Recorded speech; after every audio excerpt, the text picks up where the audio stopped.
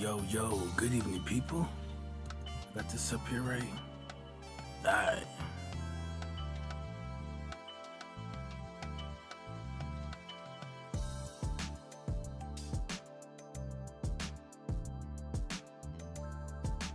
We're back at it. Oh, you know what?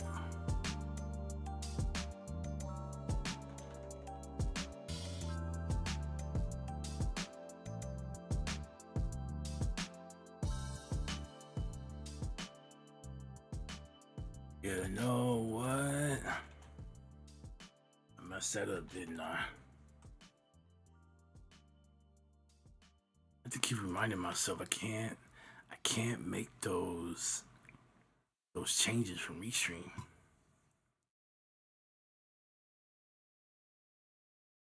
I'll get it right one of these days. Alright, let's see.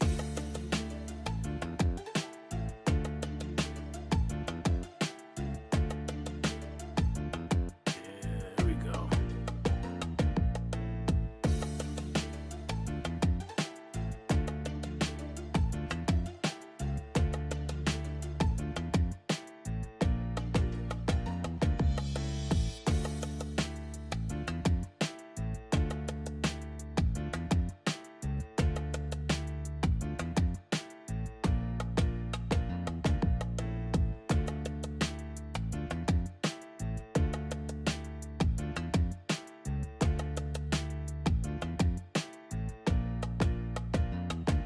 Alright, cool. It's all fixed now. So, this is gonna be another beat that we are going to redo the mix for, and this time, we make sure that we'll do everything. Okay, so I kind of skipped the part because I was like, well, it's already been mixed, right? So then, and for some reason, I don't know, all right, but it just wasn't it.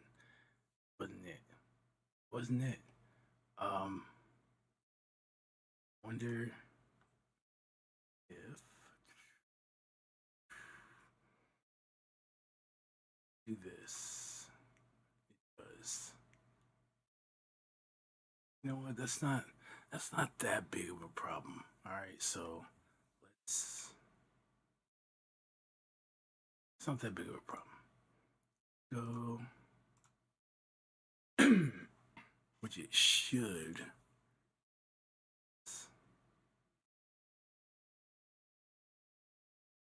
I have to select all 99 tracks. Yes. So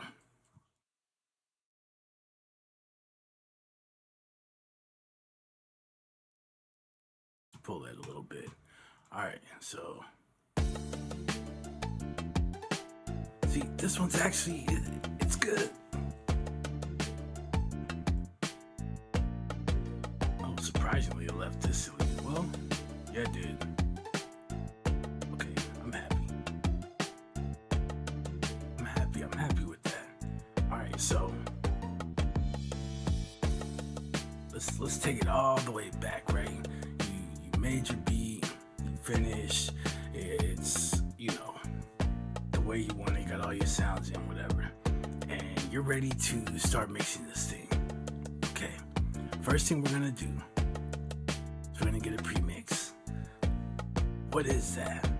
Okay, all we're gonna do is gain stage. We're not gonna touch our faders. We're not gonna do any of that. We're going to balance this track by just messing with our input gain. Now, this already kind of sounds good. Like I said, we already did the mix on this, but this is what you would do, right? So let's say let's just say, right, while we were creating, we didn't care about any of this. We just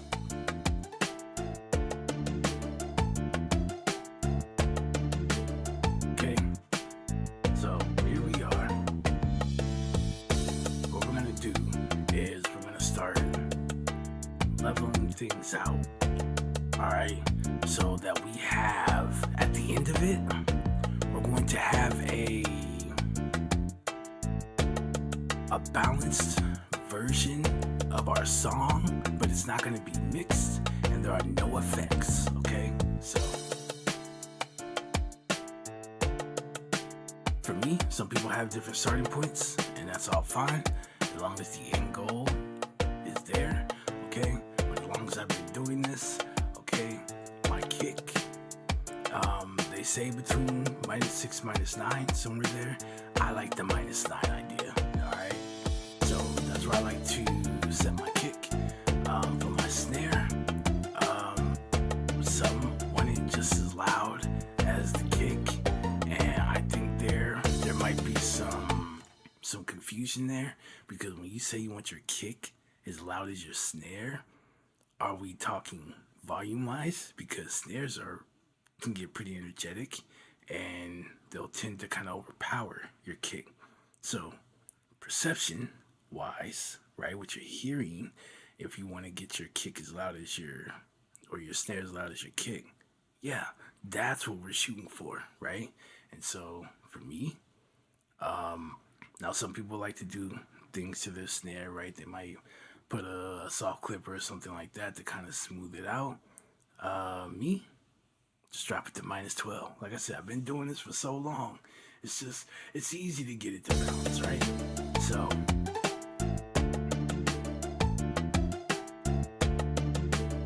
put our snare about -12. Now we have two snares here. Okay, so we have this and we have this one. I didn't see that till just now, but what we'll do in this instance is we want to decide which one's going to be louder. I'm actually going to leave one a little louder and one a little quieter, right? So with this, we can just listen to them both. Okay. I like the idea of this one because it's got more of the bass in it. Okay.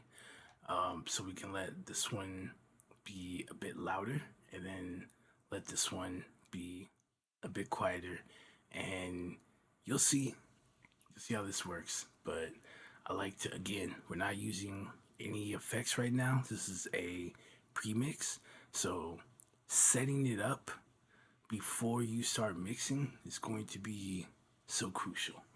All right, so here we are. Going to take this snare and we'll make it louder one, so I'll leave it at -12, and then we'll take this snare and I'm actually going to drop it to -15. Okay, you can still hear, right? You can hear them both, but a really cool thing is and you may not notice till you actually see this, right? So here's our drum bus. When you see the two snares play, the two snares are actually hitting louder on the volume levels we set up here, right?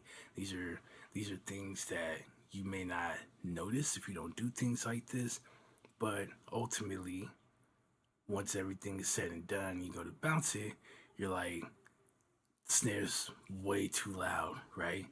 And now you're trying to struggle on how far to move it, this, that, and the other, and you could end up butchering that as well, right? So, like I said, I find the one that I want to make louder, that's gonna go at my starting point, and then the other's gonna trail behind a little bit. And even though this is just a little bit louder, right? Is the kid playing? No, it's not, because this. Yeah, nice, right? So even though here it looks to be hitting at the same volume as the kick, but we know it's just the combined because of the frequencies and all that, right? So it's making this spike. When we go to EQ, this will start to work itself back down. But what we're perceiving, right, and how we hear that, okay, our kick and our snare, it's great, okay? So we'll leave that there.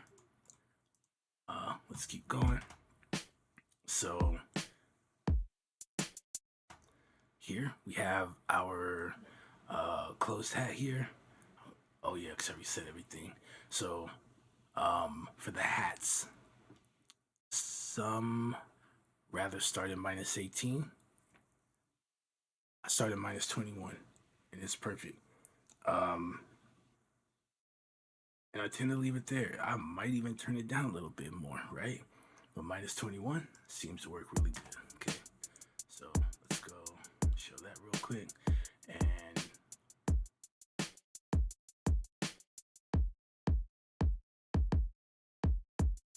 if you want them a little louder, you can start at minus 18, but I find minus 21 is perfect. All right, and that's pretty much kind of the area. So again, I always tend to take the quieter, right, the least, the lowest I can go, and then start from there. And bam. That way, in the end, I don't have to do too much stuff with the faders, right? I try to blend it in as best I can from the jump. That way, in the end, that's why you always see like the fader might just move a little bit or like this, right? And that's great. Now in the analog world, right? Because you're trying to get over your recordings and things, right? You're trying to get them over the sound or the hum of the machine. You might have to actually record in louder so you can get over that, right? So you can actually hear the sound and not hear the machine in it with it, or just very minimally, right? But we're in the box. We don't have those kind of problems, right? So just set this in to where it sounds good, and let's go from there. All right, so same thing. It's our crash cymbal, right? Minus 21.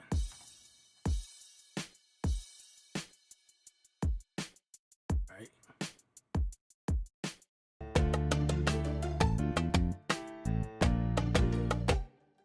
I just saw way over here though. Oh. Got you. Alright, so for the percussion, again, it's one of those things where I don't like the percussion being as loud as like the kick. So the loudest elements in your track basically gonna be your kick, it's gonna be your snare, your bass, right? And the vocalist, right? Those are like your loudest elements in the track, right? And then everything else is somewhere in between there, right? So with this, I'm going to bring it to about minus 12. That's why that way it's not as loud, right? But you kind of hear it there. And for this, I want the percussion to kind of help, right, with the drums and kind of provide movement. So we don't want it just out there, like really loud, but we do want it to be audible, right? So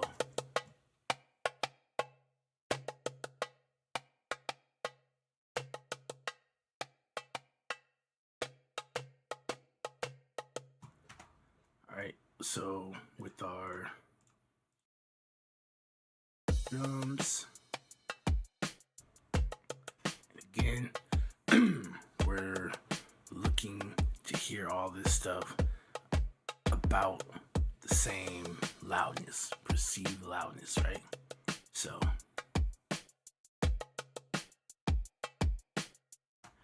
all right, we have this link to yes we do. All right, so whatever is the driving factor when it comes to the melody, whatever melody it is, it's just like throughout the song, it's driving the song, it's carrying the song, right? I'm going to start that at minus 18. You may want to start it a little louder, right? But I wouldn't push past 15, right? Minus 15. So let's take this. What's going to be our piano here?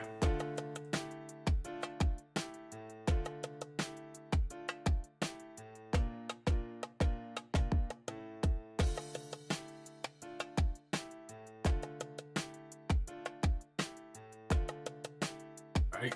Like I said, we want to do it a little louder. If you start going past this, it starts kind of drowning out other things, right?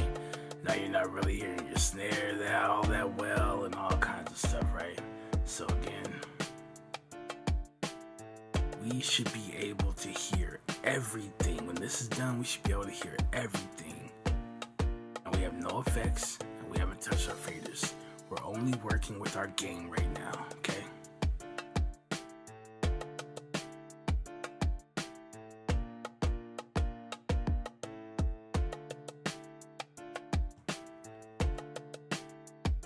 Let's see.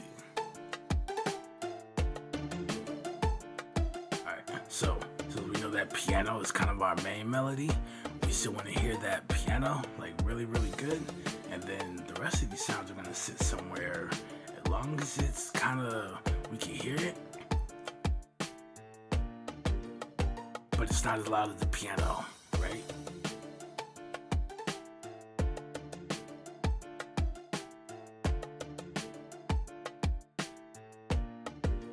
And even though these two seem to be peaking at the same volume, this actually sounds quieter, and that's fine. It is fine. Alright. And then bass. All bass I like to start at -12. Alright. Doesn't matter. 808s, whatever, right? And the reason being is your kick as it's playing, you want the kick and the bass to play nice together without having to do any EQ. That's where it's at. That's how you know you found it, right? So if this is playing and I can't hear my kick, the bass is too loud. Don't go, nah, I'll go in here and I'm gonna do the no, right?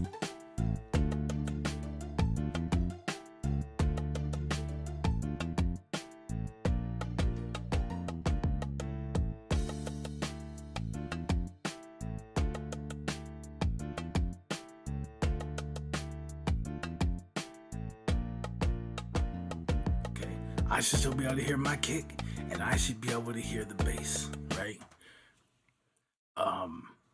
But even though, and I said in another video, right, we're not really trying to hear bass, right? We just want to feel it, but you do want to know it's there, all right? So at -12, the bass is still somewhat audible, all right?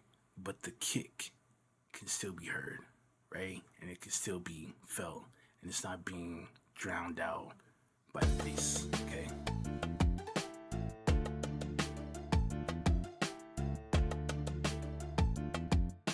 Bam, right? Now, once we have that together, and it's as balanced as we can get, then we start the mixing process, right? So I wiped everything.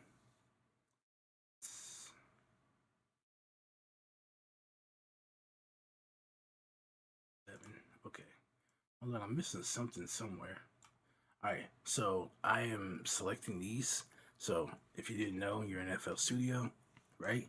After you rename everything, instead of like clicking on this one and going here and like doing it individually, you can hold, just click, drag, right? Just hold down on it, drag. I'm stopping at 6 because you see it skips from 6 to 8 because 7 is my drum bus, okay? So I don't want to do this and then do what I'm about to do because it's just gonna write it left to right, and I'm gonna have something here in my drum bus, knowing I have certain tracks routed there, okay? So 2 to 6, we're gonna go to 2, we're gonna right click, all right? You go to channel routing, and then you go route selected channels starting from this track, and what it's gonna do is write it in for you. Okay, got the names of everything, and even if you didn't have this assigned, it will assign it, right? Based on from your starting point and then into the next available tracks, right? Bam. This drum bus, and let's give it.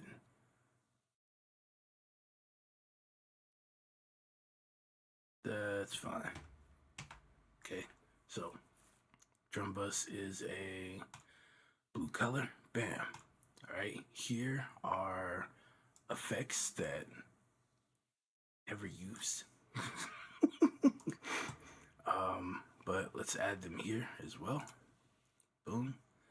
All right, and then stuff we did use, percussion and all that. So that starts here. Boom. And then this is the bus that we made for our instruments. And let's give it that same color. All right, just so we know it's our bus. Anytime we see it, bam, bam. All right. Now once we have all these together, what you do is select your buses, because you don't need to do the individuals, right, to route it. So select the bus, and any other sounds that aren't routed to a bus, and then we're going to create one last bus, and that becomes your mix bus, right? Can you just route it here? You can. It's not a problem, right? But in a particular project, you're gonna do your mix and then you're gonna do your master. But if you do your mix on the master, then there's no room for you to master, right? So that part is kind of up to you on how you want to do it. But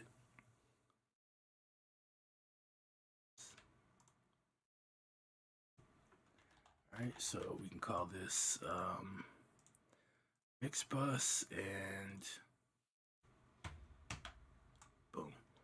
All right, so we have our 3 buses here, and these should be, yeah, they should go here. Our bass should not be on the instrument bus. Okay, great. We keep that separate. And so it goes straight to the mix bus. If you're not using the mix bus, it will be going straight to the master bus, right? The master track here. So, all right, we got everything labeled. We got everything routed. I just made that disappear. So, as far as routing goes, okay, you don't have to, again, individually go and like click things here or anything like that, or go and say to this track only. What we can do is hold Control Shift, and right, you can select multiples. All right, you can randomly select stuff, whatever stuff you're gonna link together. In this case, that were these. Then the track we want to route it to, we just right click on route to this track only, because every track by default is routed to the master. That takes these, routes them to this track, then we let this track route itself to the master. So as they play in here, then that gets sent over here, right? Same thing here, right? You can grab these, route, boom, let that route back. And then these two, along with these effects here, go straight to the mix bus. All right, and there we are. If you want to add other buses that you will be routing to, you can do that as well. You can just name them, and then as you need to, you can route stuff into it. I haven't found the need for that just yet, especially with like the reverb. I just set it, and whatever I have set for my drum bus or my instrument bus, I just copy it, right? So you can always go in, you have the same preset as, you just click and drag, right? You see a little arrow there, you can click and just drag over, and then whatever's on, whatever effect you have selected, right? Whenever you go to a track and let go, it'll drop that effect, all the settings, it copies it, right? I don't think there's a way to like select all of the effects in a single chain and then do that. But if you have a setting for, again, reverb for the drum bus or something, and you want to add that to the instrument bus, it's really simple. For reverb, I hear, you can set a reverb and like on its own track, and there's a little bit more you could do in that way, right? If you wanna like add EQ or do something crazy to it, you can, and that's kind of the beauty of doing that. I I don't do all the extra stuff, so. And in this reverb that I have, I pretty much have all like the tools that I need. Let's see. So like I can roll off. So it's something of an EQ here, right? I can kind of roll off. I can kind of control the bass, the treble, right, and all of that good stuff. So again, I don't do it. I probably should, just as good practice. But hey, as long as it works and my computer handles it, why not, right? All right, everything is together. Let's go. So let's start.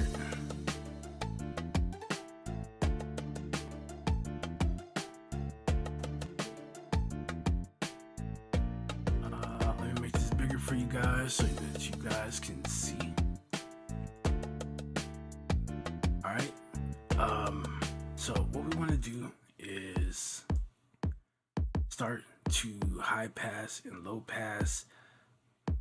We're gonna do that to everything, right? But that's the first thing we put here. The only thing that would go before this is if you didn't have an input gain knob next to the sound of the track that you have chosen or recorded in, then your first slot here should be a gain plugin that you can do what we just did here and adjust the volume. Okay, so with the with the input gain, what it does is it controls signal to noise ratio, right? It controls the level of the signal going into your mixer, right? Input, right? So it goes in, it goes through the effect chain, and then it comes out of the mixer through your speakers. So when moving your faders, you're actually controlling the output volume and not the input gain, right? So what that means is if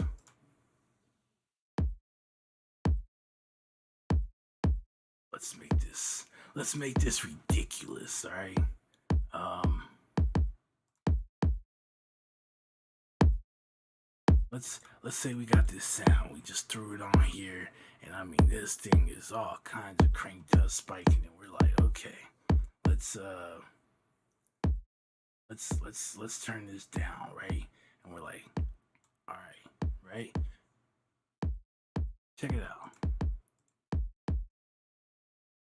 It sounds quieter to us, right? And we're like, okay, great, we fixed that problem.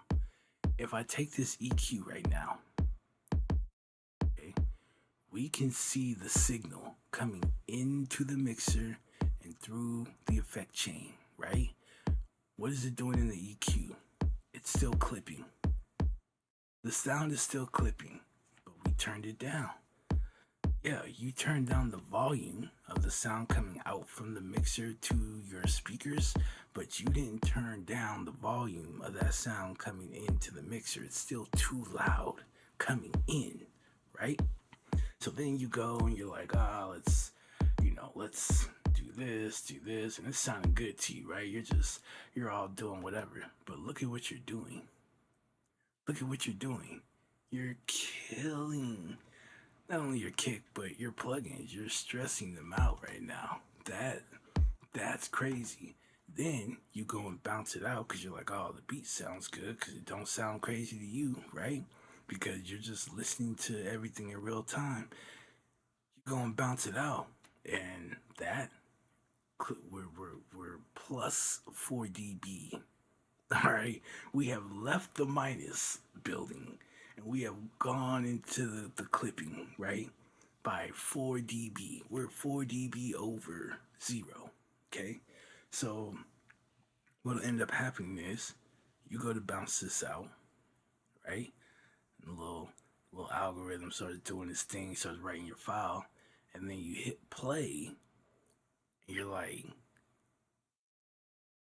the kick, your bass, whatever it is, it doesn't feel like it's hitting as hard as it is in my program. Right, because we know digital, right? As soon as you hit the zero, peaks are getting chopped. So of course your kick has less impact. Of course your bass has less impact. You're clipping, and that's getting chopped by 4 dB. What do you think that's gonna do to your kick? It's not gonna sound as loud, right? And then you gotta go back in here and go, well, it sounds good in here. I'll just listen to it in here. Well, if you fix it, right? You do it the right way. You fix it here. Then when you bounce it out, it'll sound the same. You can play it in your media player, and you can play it through here at the same time, and it'll sound exactly the same, right? So that's why I said, once you get everything together, don't touch your faders. Balance the track without having to move your faders. So it does two things, right?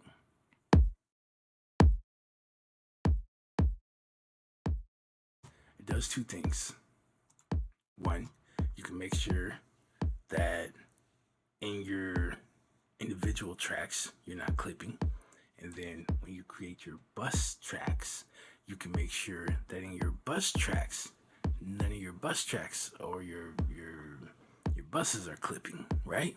So we can see we got headroom all day in this sucker. All right, we got headroom all day, and then as we play everything, we can go to our mix bus, or for some of you who decide to skip that step, you go to your master track, okay, and you can actually see what the volume of everything playing together is doing, right?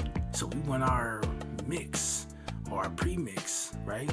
We want it to be between -3 and -6 decibels. Isn't that what they tell you? Have we done that? I think we have. Okay, so now that we have everything balanced out, all our numbers are hitting right, and this, that, and the other, right? And we can start working. So we come in here, we start with our low pass. Okay, we're gonna cut over here at 50. Now a lot of times you'll hear start at 60. We don't have that option here, all right? But 50 is not gonna kill us either. Okay. So from 50, it'll start to roll off. Great. And I mean, if you want, you can push it up to 80, but you might get something that sounds a little too thin. You might start cutting into something there, right? So 50 is the safer bet. If you feel like that's a problem or something, move it into 80, right? But it's a good starting point. And then for the kicks, usually getting here to about 8K is fine. Once you start getting into like 6K, right below that, you start to lose that like attack, right? The snap, the kind of the high end in the kick. But we don't need the extra frequencies, right? So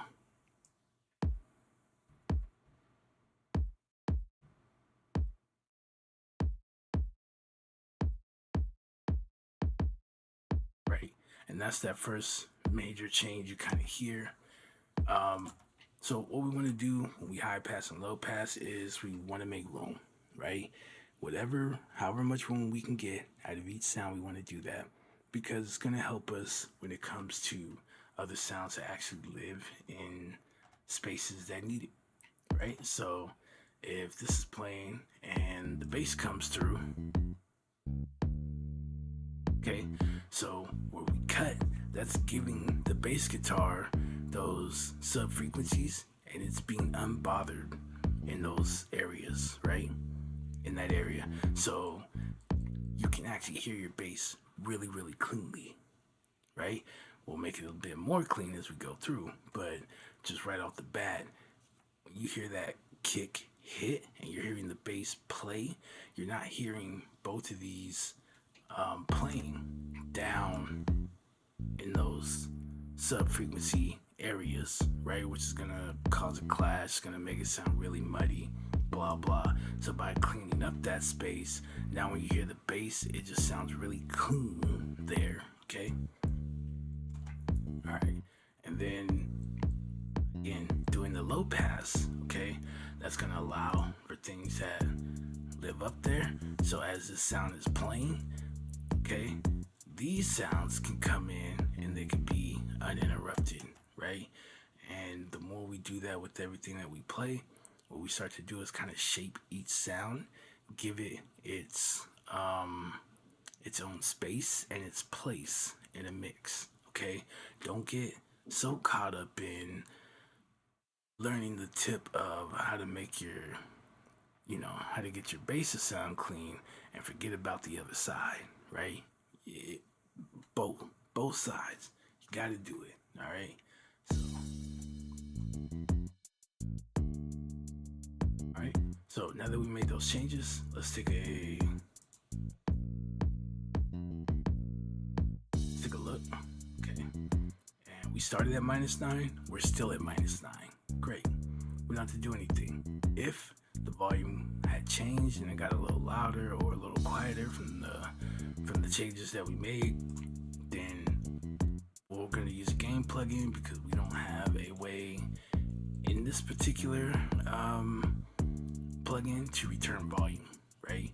But most, I'll say like the at least digital plugins have something, makeup gain, output gain, whatever they're calling it, and you can return that volume back to where you had set it if it changes. All right, this is good. We're good. So let's go in.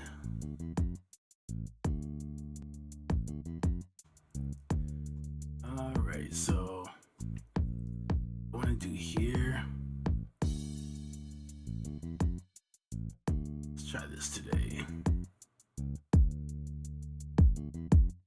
Yeah, sounds nice, right? So I went over this the other day, and basically, we did this on the Parametric EQ2, was to kind of show you guys the curves that were actually being applied by this particular EQ, right? And so when you're boosting using this, it's actually adding a shelf and not a bell, right? So we tend to go and right, do this, we get the bell shape, right? But that's not doing that. What it's doing is it's giving us a shelf like this, right? Which is actually what this does, right? But we tend to use this to roll off stuff, right? So we'll like high pass and we'll take that over to 60 or whatever, right? And then we'll go and use a bell curve, right? But with this EQ, what it's doing is it's shelving. So if I go to 100, right?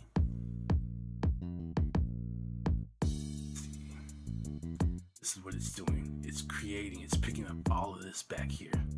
Okay, so analog, it sounds so warm and until you watch a video with the guy with an analyzer and starts analyzing the EQs and you actually see the shapes and you're like, that's not a bell. It's not a bell. It's not a bell. It's not a bell. It's not a bell. It's a shelf, right? Likewise, same thing, right?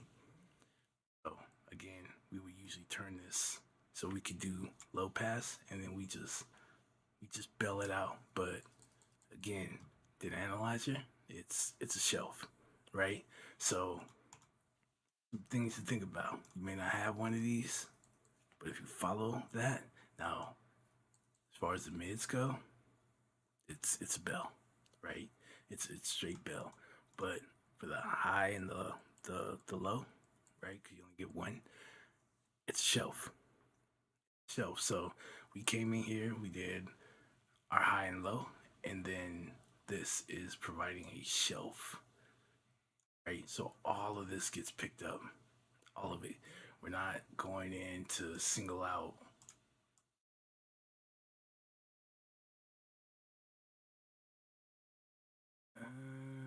Would it just be band? Let's say it is.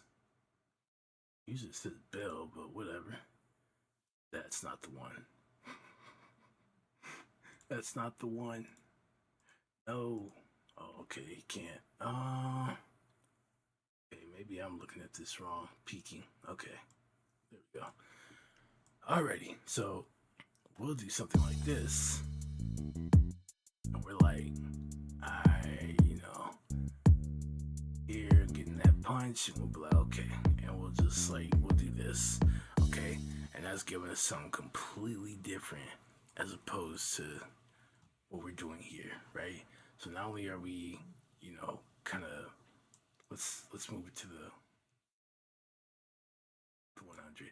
So not only are we picking up stuff here, but we're picking up stuff over here too.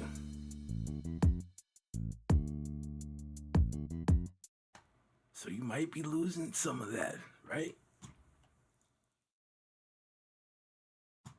Boom. So let's go.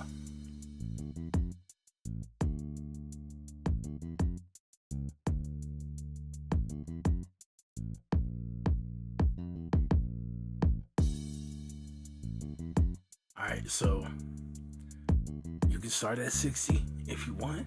Just understand that from 60, it's going to create a shelf, and it's actually going to the left, and it's not spreading to pick up like other stuff. Like this is pretty much like as far as your low end goes.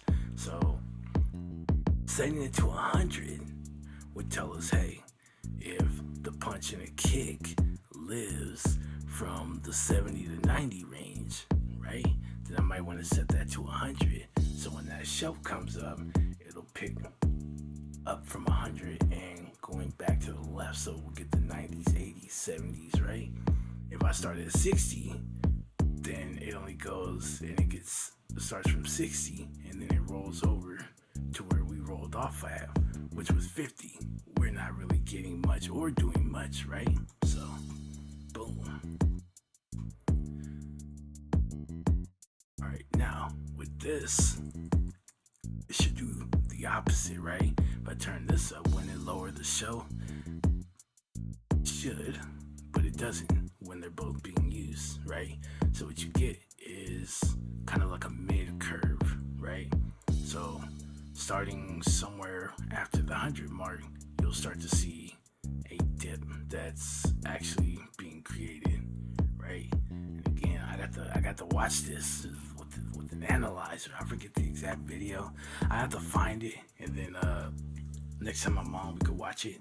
But it creates this dip. So again, one of those things where we would come in, we would do a boost, and then we might be looking for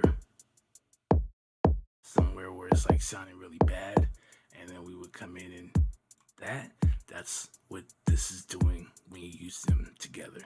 Okay, so we'll be like, okay, we're gonna do this show thing at 100, and then it starts to make a dip. All right, here, and then this will be that shelf, right?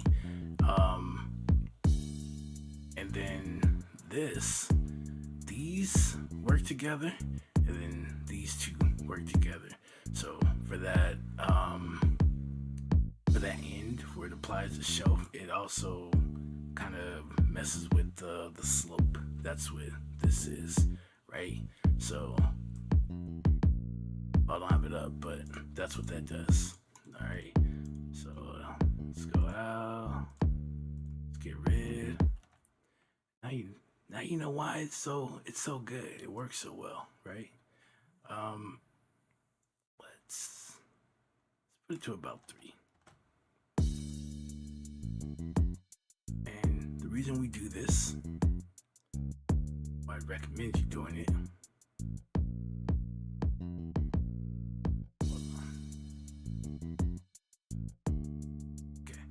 putting the volume back to where we had it, right? We started at -9, so now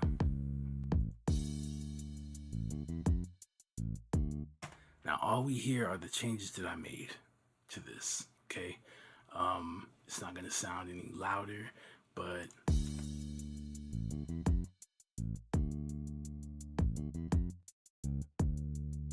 right, all we hear are the changes. That's why we always put the volume back.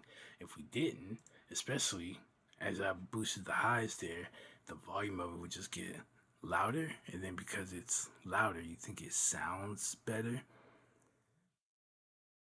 but maybe it's not, right? Maybe the decision you just made actually hurt you instead of help you, right? So by returning the volume back to where you had it, you could bypass, you're gonna hear the sound the same volume. The only thing you're gonna hear are the changes you made, the boost to the low end, right? And then you'll hear that kick come back and you can go, nah, it's too much. Let me turn it down a little more. Or, maybe I went too far. I don't, from the way it sounds originally to the way it sounds now, I don't like it. Let me go make some changes, right? So, boom. And then we're off. So that dip that we end up making here, okay, it's great. So somewhere after 100, it's gonna start to be a bell curve going down, which is great because somewhere after that anyway, your snare lives there. Okay, so what we did was we created some space so that the snare can have some shine. All right, for snares, you always hear 100 hertz is a good place, so we're gonna start off rolling there. All right, take that off. Okay, so we know our kick.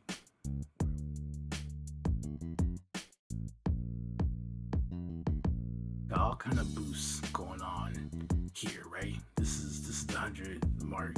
But let's say you boosted it at like 80 or something. Okay, cool. But what is your snare doing? Your snare is playing all down through here, right? Do we actually need to hear this from the snare? No, right? Are you actually hearing that from the snare? No, right? You're hearing this. You're hearing this, right? So why do we need this? So it works out, right? Come in, we drag it up to about 100, and voila, right? It's perfect. Boom. Now we cut all this out. Our kick plays unbothered, and the snare can play, and the snare's unbothered, right?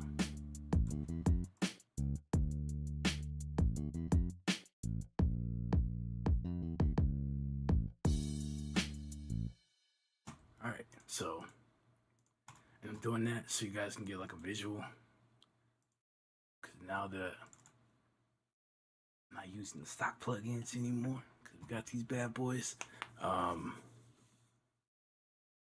don't get to actually see a lot of the stuff that I'm talking about. All right, so boom, we're gonna make that cut at 100, and then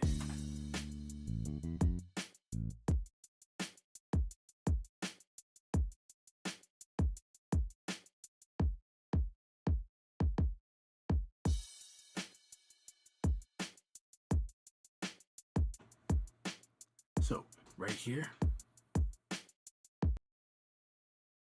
we're listening. Whoops. Okay, the moment I go here into the 8K, kind of hear that change, right, in the snare. It gets a little dull, but you still hear the snare, right? We pretty much like kind of sucked all of the air out of the snare, right? From 10K, you can hear a little bright. We hit 8K, still hear the snare. It's like a nice dry snare, right?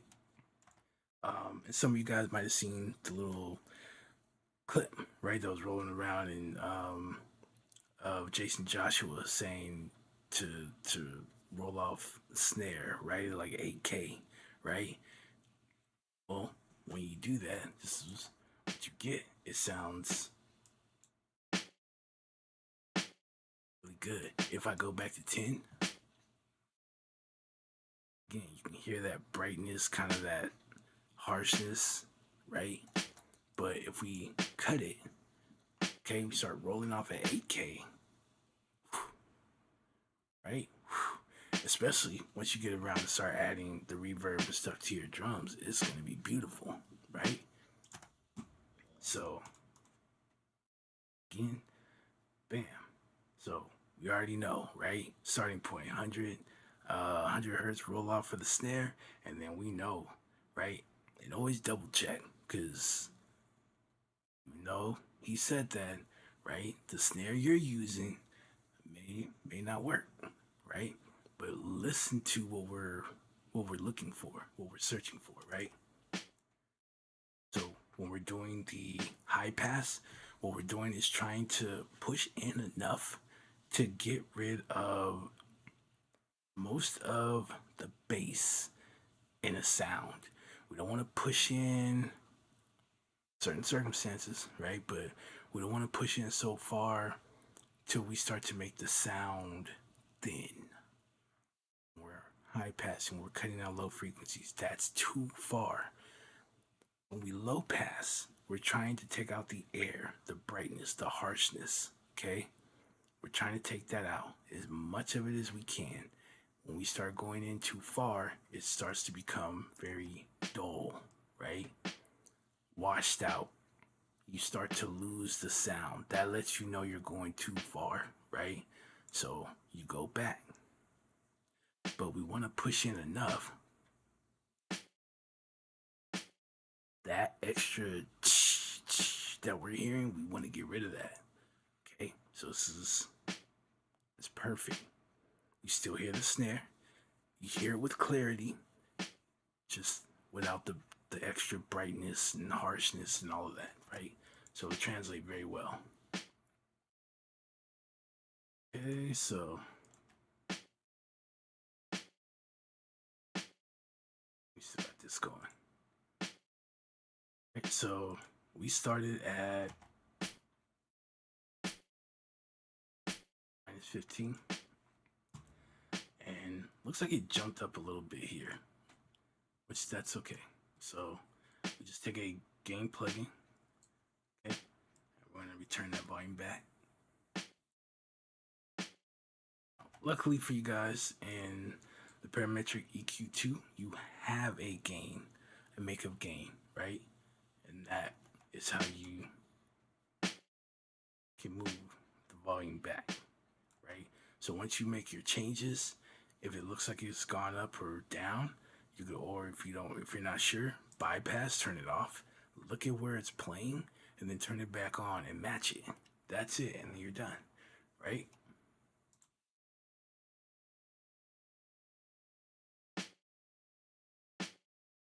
All right, so we're back to -15. But no, we are not done with this. So now that we've did our high pass, low pass, and again, we're doing this because we have things that kind of dominate those areas. Low, we have our bass, so now we can hear snare,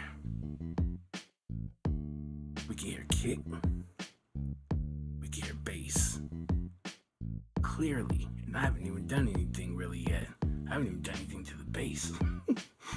All right. So once we've done that, let's take our snare and we're gonna add this a mid EQ so that we can start working with there. So it starts at 200. We can hear that bass in the snare that we were talking about earlier. But I'm not looking to do that because remember, we have two snares, and the second snare is already kind of bass heavy, right? So back. So what I'm looking for right here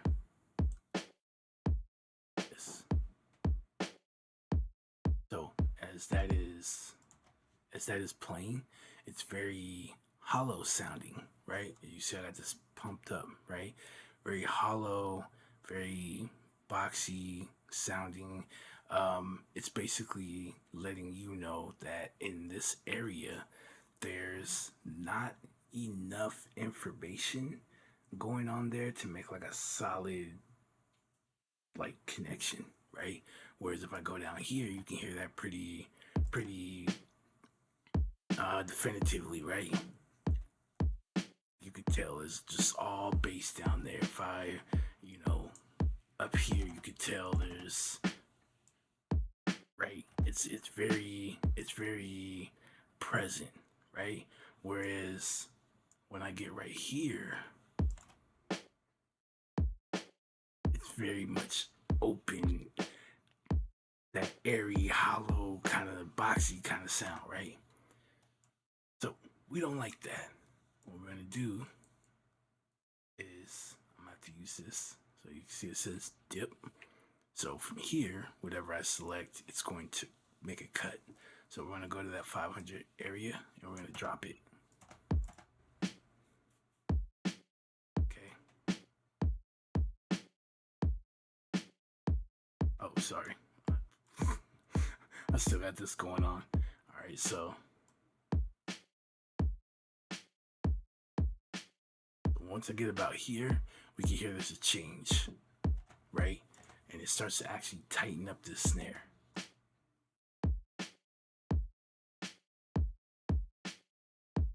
Okay, does just a little. Let's move it a little more.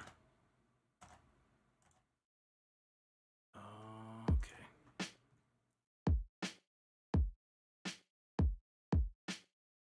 You hear that difference? All right, so it's tightening this up. I don't want to go too far like that, but just a little. All right, and then here, let's try and find.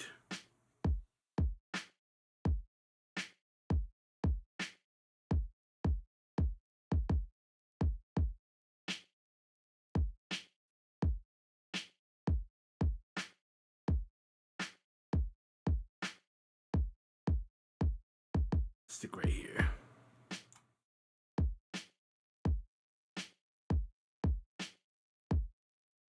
All right, so over here about the 3K, we're getting like clarity, right? Which is I could turn this up, right? It's not a piercing loud thing, but you can definitely hear that this sound is getting louder, right?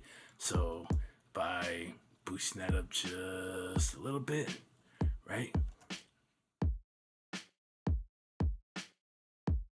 So right here, you may also want to choose this as well, but kind of in the context of everything that's playing. Sorry.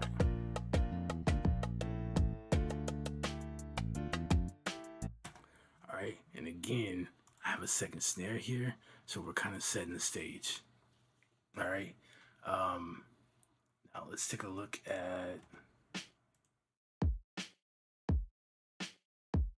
we are, which we're not that far from where we started anyway. So, bam, that's perfect. And then let's go here. This is our second snare. So, listen to that.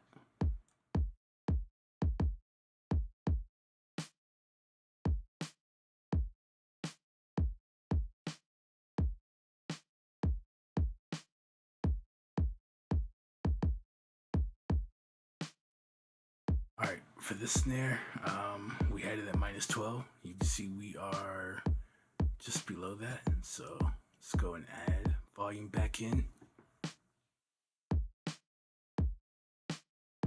Okay. And then let's take our mid EQ and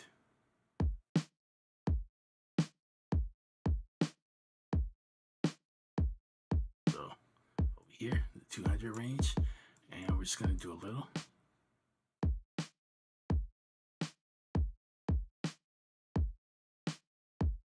See right there. All right. chances are, if I'm right, we're going to be in that same area, right, for the box.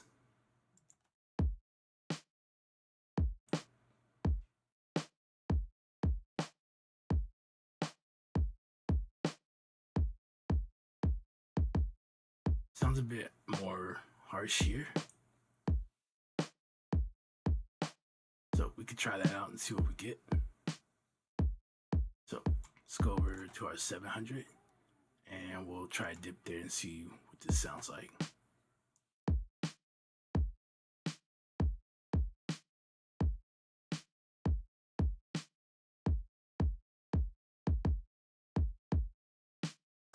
All right, and then I'm not gonna boost here because again, we got something that we already boosted there. We got something that we boosted here. So we have our balance of our low and our high end in the snare. And now these two can play together. And towards the end, we'll blend this in a little bit better. But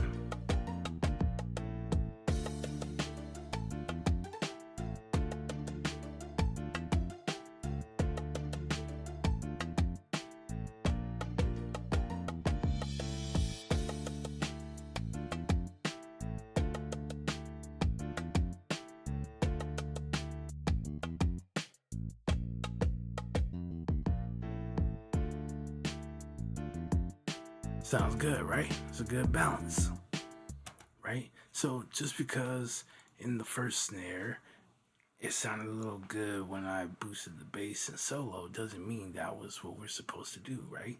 We got two sounds, it's supposed to be layered. I chose one sound because it had more of the low end, and I chose the other sound because it had more of that attack, that snap. So when we go to EQ, we got to make sure we take the things that we like about both of those sounds and blend them together. So if I'm trying to boost the bass in the snare that I like the snap for, and then try and boost the bass right in the other snare, then when they hit, it's gonna cause a really big spike, and it may not sound that good, right? With the two playing like that, but to say, okay, let this snare have that range and let this snare have this range, then when they play together, it sounds like a very solid and balanced snare, right? And this is how you can layer and get things to sound really cohesive, right? You can do things with compression as well, but just with EQ, you can solve a lot of problems, all right?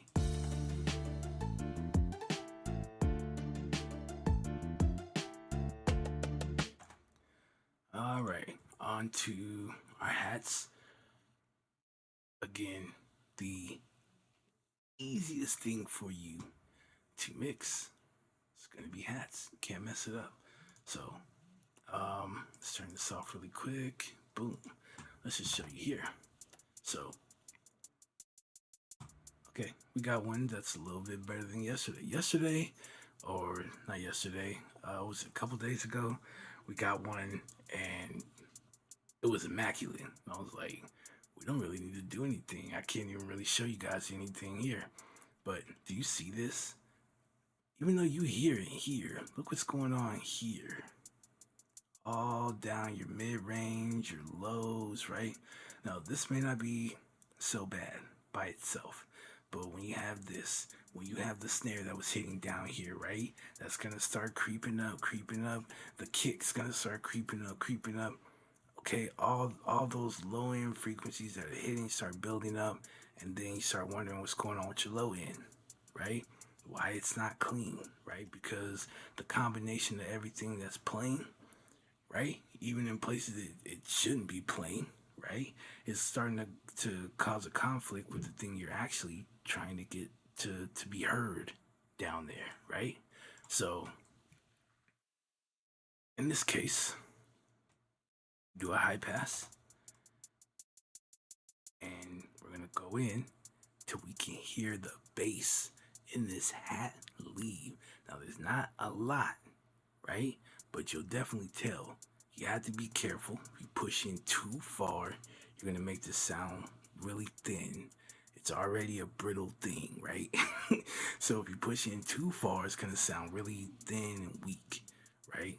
So we just want enough to where we kind of clear that low end sound coming out from the hats. Okay, watch.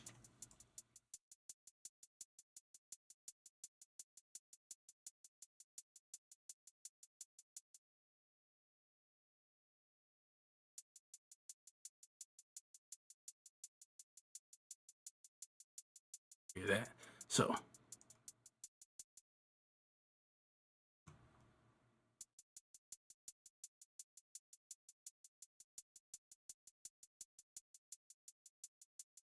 okay, bam. If you want, you can push it back a little bit too. All right, same thing.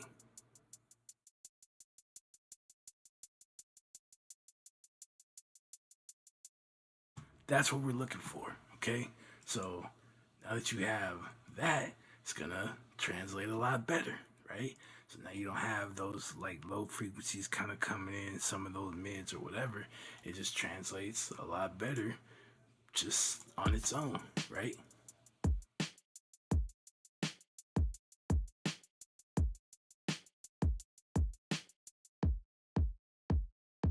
Hold on.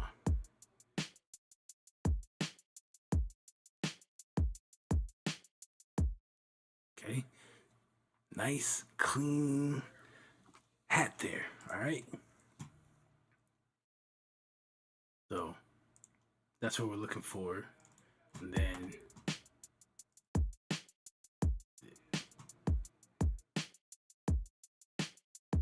all right. And then we do a low pass. Okay. And again, when we're dealing with these, what we want to do here, let me see if I can give you guys some volume here so you can kind of hear it a little better. All right. So what we want to do here is we want to push in. We want to take some of this harshness out. You can see it's here seems to be kind of like where it lives, right? And then the rest of this is just out here. So I could come over here and right, and that might sound good, especially when you have the hats down low. But as you start to turn this up, you'll start to hear the hissing, right? There's kind of like pain in your ears as it's playing, right? Because it's really sharp, piercing, and the hats are already so energetic. All right, it's like if you were gonna do it, maybe something like that, and you're not even gonna hear a change at 1 dB, right? So it's like, what's the point, right? So what I do is come in.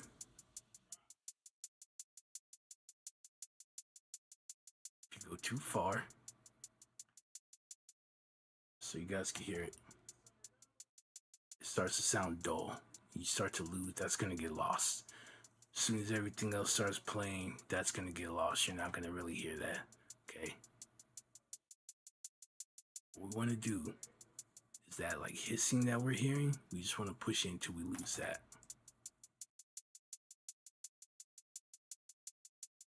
Am I right now? 14.9K. Okay. So a couple days ago, I was saying most times it's gonna cut right at 15K. Right? You can maybe push in to about 12. That's about 12. That sounds pretty good too.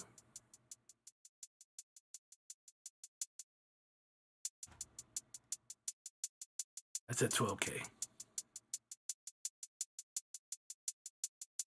That's at 15. You get a little bit more. It sounds a little bit more open at 15K.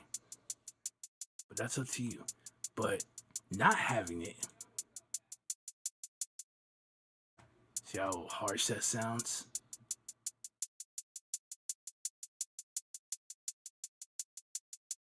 And how much better that sounds to your ear. Okay?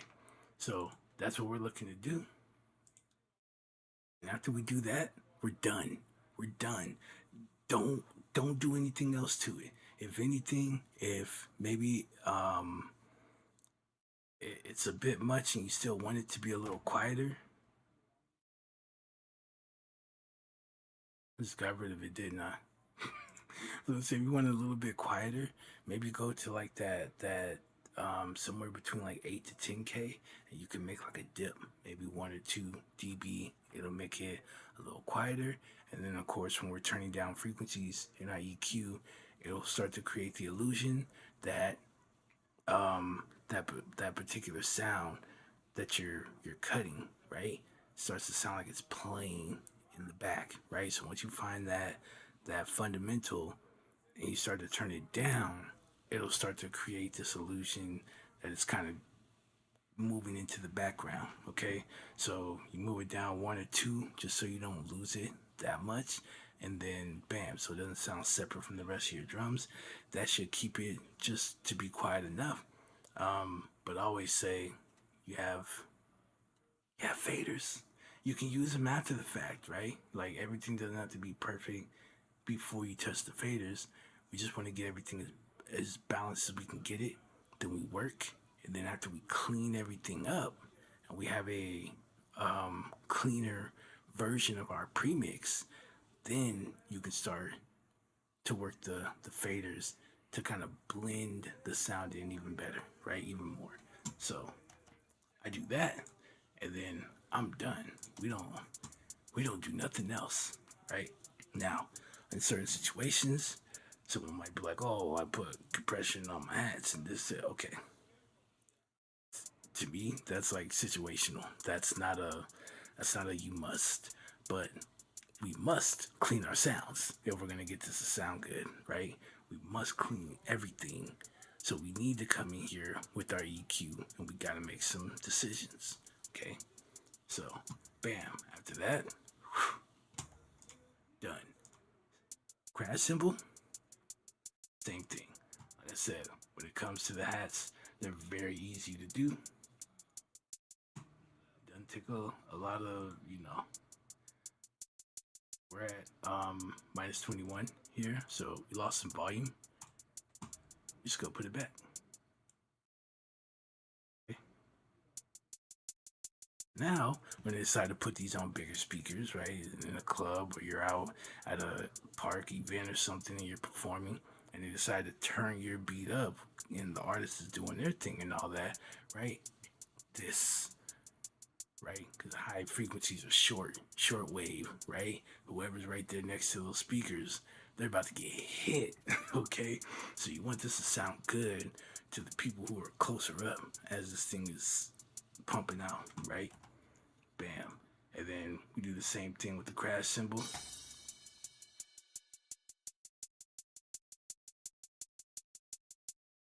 Whoa, whoa, whoa, whoa, whoa, whoa, whoa. I did the low pass and didn't do the high pass, and nobody told me. What is this? Right, so we're at about the 500 range, and I think I stopped at like the 700 when we were in the parametric EQ2. Okay, so again, you could choose there. Right here is where I kind of hear that. I'm not sure what that slope is like here, so once I get here, bam, I hear the bass lead. We're done. Done, right? That's it. So the same we need to apply here, which I think we might push up a little more, but maybe not. Hold on.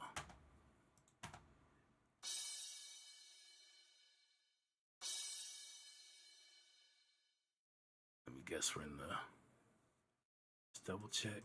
Okay, that was the right one. That was the right one. All right, so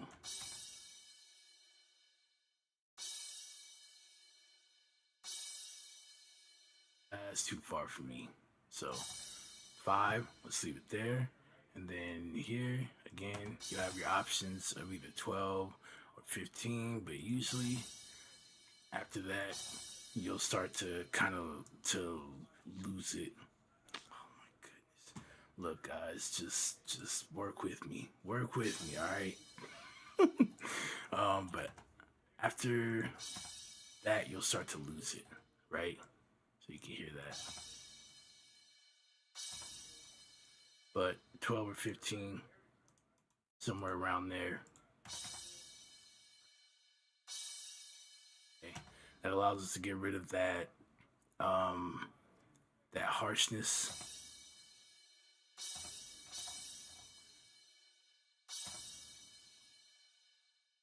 Okay. Sounds cleaner, sounds smoother, and we still got the brightness, right? So we can put all this together now.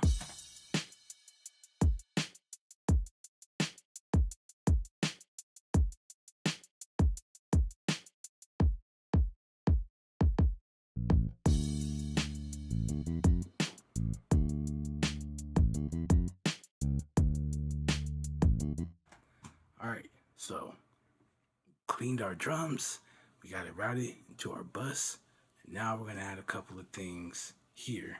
So with the bus, basically, it's kind of like you would think, right? Kids get on the bus, and the bus goes to a destination, but on its way there, right, the bus driver has some rules, like, everybody sit down, put on your seatbelt, or don't talk while you're on the bus, right?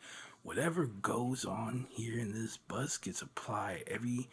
Every kid on that bus is going to follow, right? Likewise, every track that you have routed to this bus, any rules, right, any VSTs that we set here is going to get applied to all of them, right? So here, what we'll do is we'll add some saturation. So in the individual tracks, I just kind of cleaned up the kick, the snare, so on. Here, we're gonna kind of bring it out, make it sound a bit bigger, give it a bit more energy, that kind of stuff, right? So we'll use saturation, and that is going to basically add energy. So as we go to drive the input, which is going to make this sound louder, right? As we start to drive that and we start to push past our zero mark, we're going to start picking up distortion, right? But not like digital distortion. This one's more subtle, right? So saturation is basically distortion, but it's like a subtle distortion, and it sounds really good, right? So it was the thing to do. Whoever did it, thank you, right? Maybe I need to go look that up so I can at least say the name, right? I know somebody, but I don't have the name. So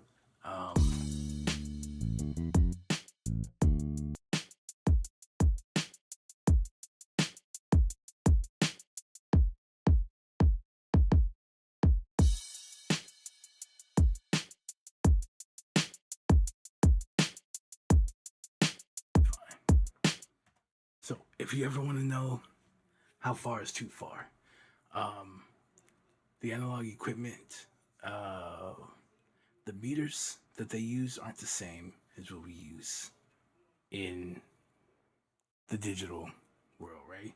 So in the digital world, we use DBFS. DFS is for full scale, because of the advancement of technology, right? We're able to kind of be more accurate in where things are peaking and all of that. And DBFS, that's that's the superior one, right? Back then, what they used was DBVU, okay, which was kind of like giving you a volume level, but on average. It wasn't giving you like an exact. It's just saying on average you're kind of peaking around here, right? But that means every time it's hitting doesn't mean it's hitting at 0 or at 3 or wherever it's going to. It's just an on average thing. So the reason why you had this is because you actually had room. You actually weren't like clipping, but you were getting close to it. You knew you were clipping, and when that red light came on, you were too far. And they say the signal's too hot, and you had to back it off, right? As long as that light didn't come on, do you, right? So here though, we don't have it, so I'll try and play it safe. As long as I don't see this thing like just slamming all the way, like something like that, and I know for sure, right? As long as we're not getting something like that, fine. but most saturation plugins, there's usually some kind of a meter for you to be able to tell. And if you see that light come on, you know, hey, this is too much.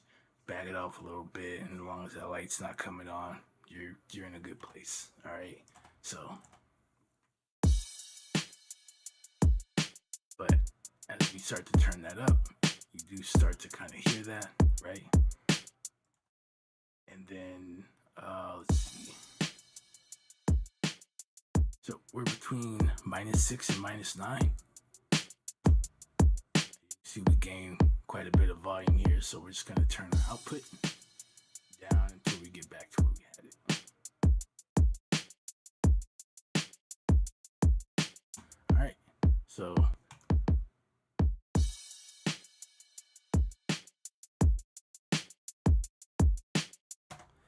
All right, so not only does that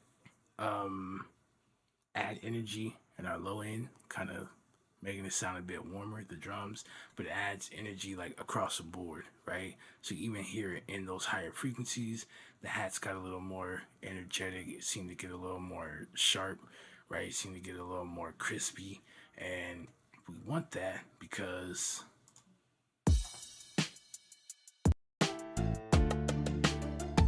we have all these sounds and stuff playing.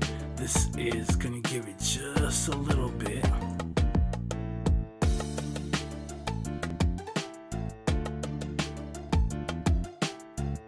Kind of cut through the rest of the sounds that are playing, right?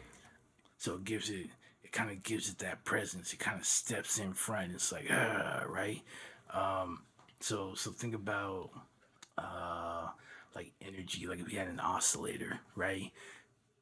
An oscillator that's vibrating at a much faster or higher frequency, right, is gonna cut through the other stuff that's not, the other oscillator that's not vibrating as fast, right?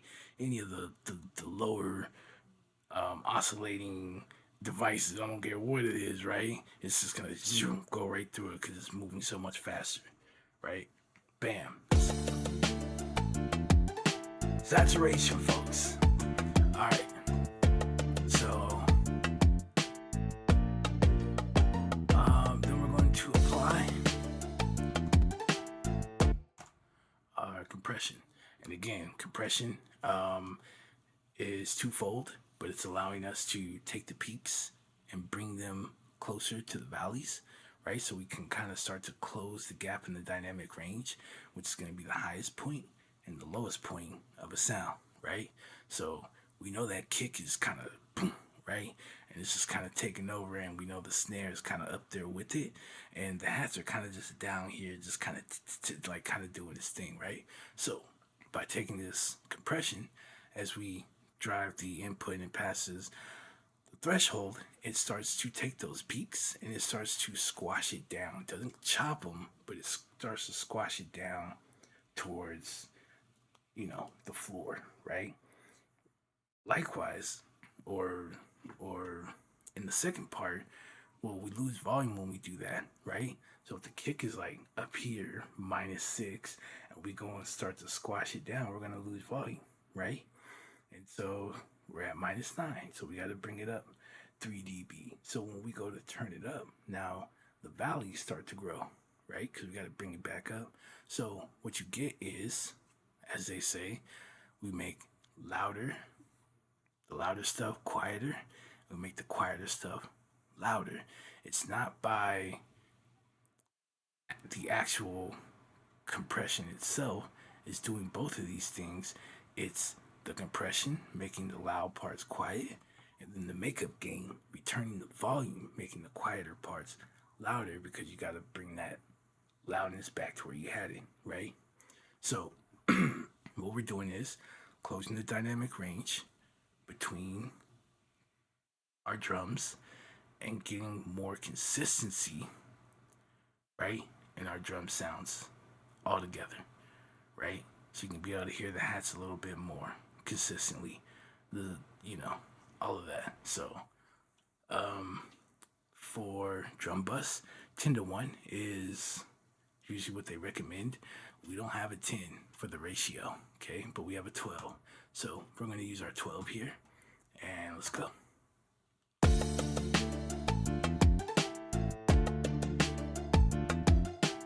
So after about 6, after you start to cross about 6 dB, it starts to sound squashed, right? Let's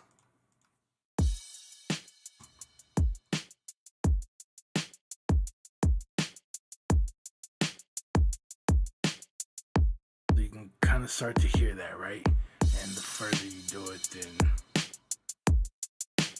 the worse it starts to sound, right? Till you can't really make out what part is loud, right? Where the peak is and where the valley is. It just all sounds like it's hitting at the same volume, right? So we don't want to do anything like that. What we want to do is just kind of just a little bit, all right? But as a general rule, if you are going to compress, don't compress past minus 6 dB or 6 dBs of attenuation, because once you do that, you'll start immediately it starts sounding different, right? It starts sounding very squashed. So typically what I like to do is start at minus 3, okay? It's the safe way, it's halfway, right? So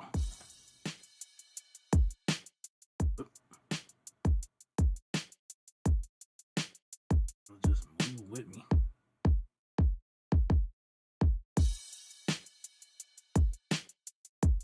It's fine. All right, so that's bringing down our peaks a little bit, okay? And then because we're losing volume, gotta return that volume.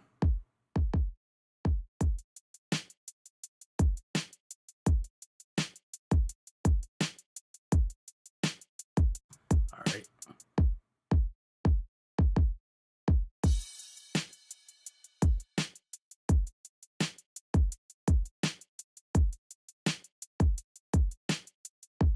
So you can clearly hear the hats there get just a little bit louder, right? And the kick and the snare, you don't really notice it getting lower, right? You just notice the hats getting a little louder, but we've kind of closed that gap in the dynamic range, the peaks and the valleys. We made it a little bit more. Then as we brought it back up, that's why you hear those quieter sounds, like our hats actually sounding a bit louder. And so together with our saturation, that kind of cuts through the track a little bit, and then to our compression, we get a bit more consistency in our drums, right? And we can hear those hats a little bit more, a little bit better, right? And the drums in the volume sound a bit more consistent, right? It's not like you're hearing a boom, boom, right? You're not hearing that. It sounds a bit more consistent, actually, right? So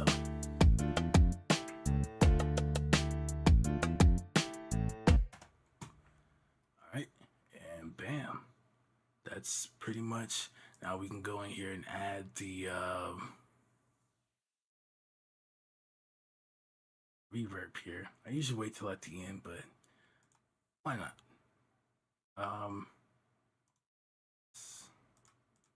So I'm gonna take this plate reverb. I like this because it just reminds me of like being outside of the area where the concert's like going on, right? You just hear that with like the reflections and stuff, but you're not actually in. And then when you actually walk in, it just kind of changes a little bit for you, right? But here, so here is we change our decay. Okay. I'm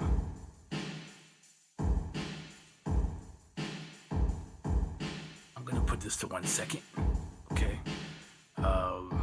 Whatever is great for your ear, go ahead. But it tends to be if it's like faster, I use a slower, right, a lesser decay value.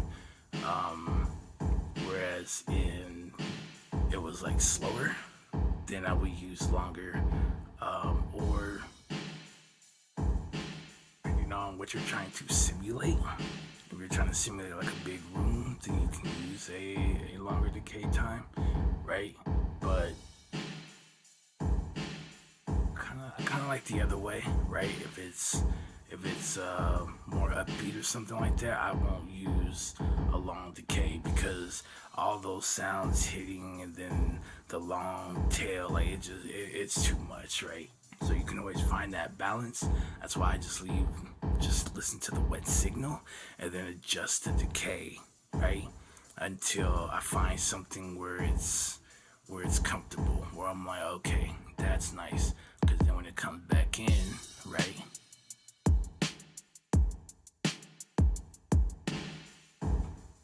Alright, so I'm going to do a low cut. I'm gonna push this as far as I can, right?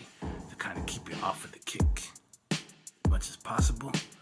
I like to keep the kick as dry as I can get it. Everything else, the snare and all that, yeah, we could run it on there.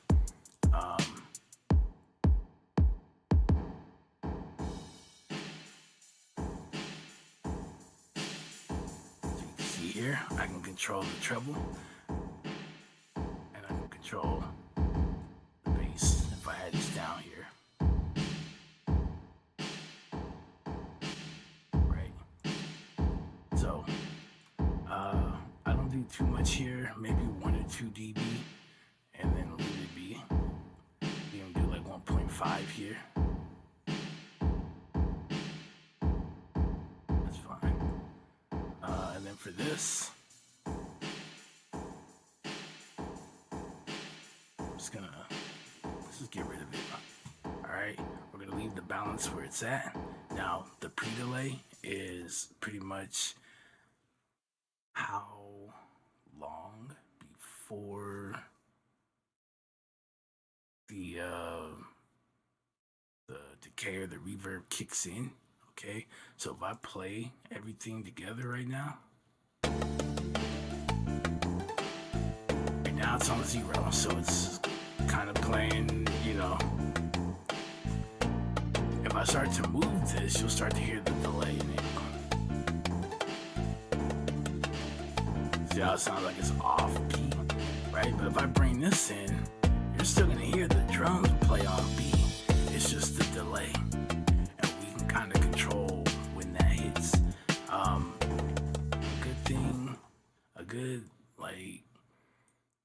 I try and do it just enough to where it's not on top of the dry signal, right?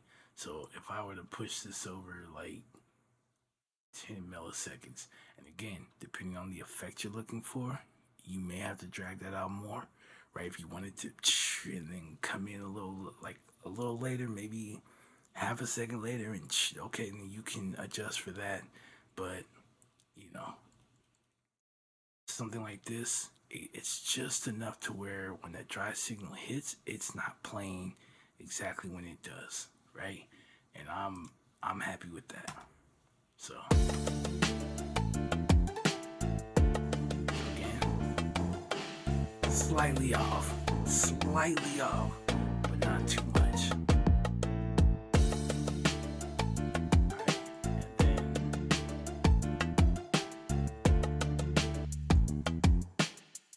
Listening to this, I can use the mix knob here to determine, right, the ratio between the wet and the dry signal. And so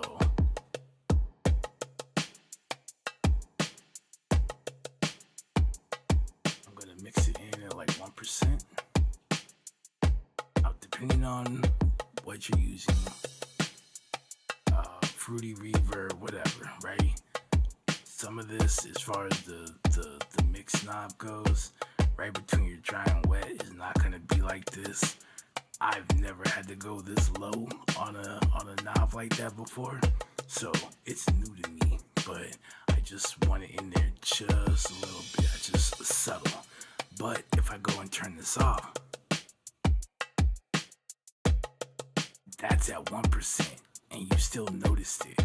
Okay, but we just want it in there enough to where we kind of give the drums some dimension. Okay.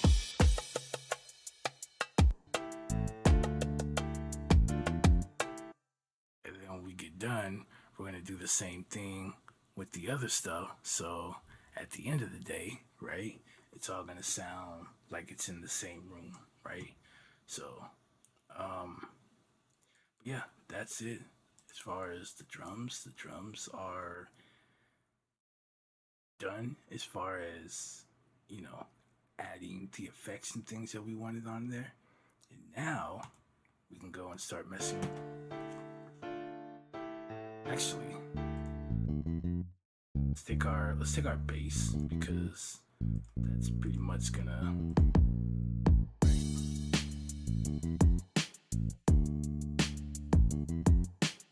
So for our bass, I guess I don't have this in here, but let's.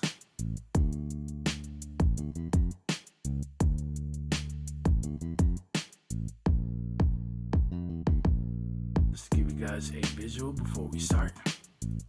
So, usually when it comes to the kick and the bass, okay, we're gonna come in here. We're gonna, where do we low pass 50? Okay, so here's our low pass. Then we came and we did some boosts here, right? Whatever. Some other stuff here, whatever. Bam, and we did our low cut. Alright, so when we're dealing with our bass, if you're not,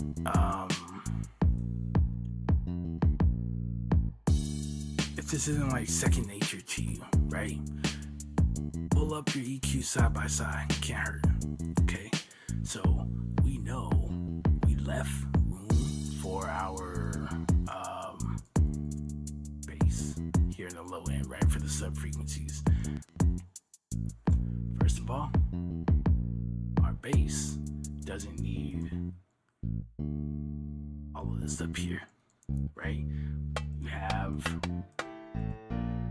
stuff that lives up here that's trying to play, right? And you're not hearing this. You don't miss it.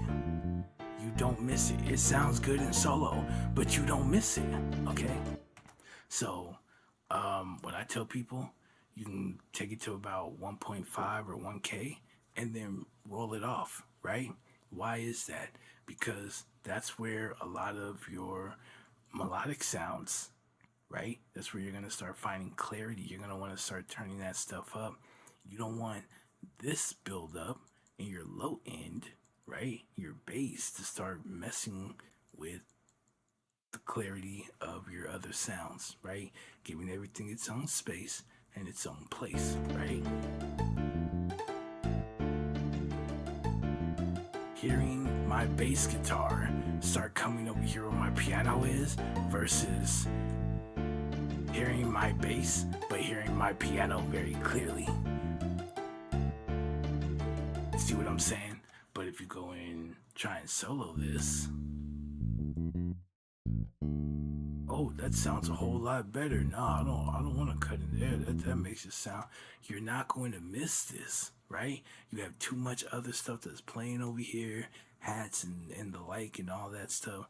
Nobody's going to miss the goal, right? You're not trying to hear bass. You're trying to feel bass, right? Now, if you have like a rock track or something with the guitar, like even then, right? That stuff's heavy in the high end, the electric guitars and all that, right? And so you want to kind of hear the or feel the bass, but if you're gonna hear it, like somewhere over here, right? Right? You don't need this.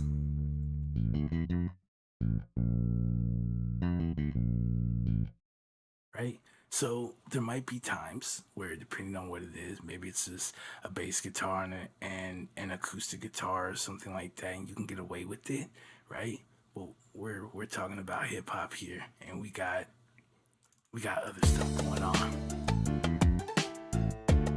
That right there sounds gross compared to everything that's playing. But maybe in solo that sounds fine, right? And that's what I'm talking about. So about 1.5, 1K at maybe the most. Because after that, it starts getting ridiculous, right? Now you start cutting into like fundamentals and stuff, right?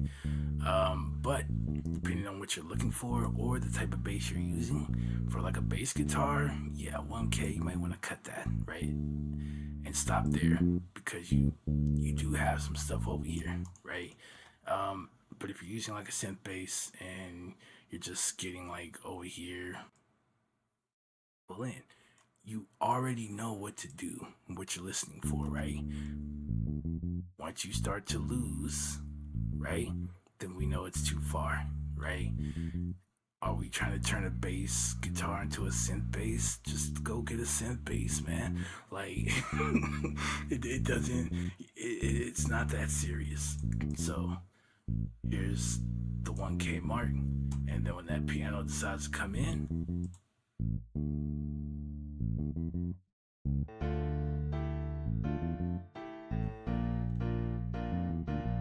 see how clean that sounds?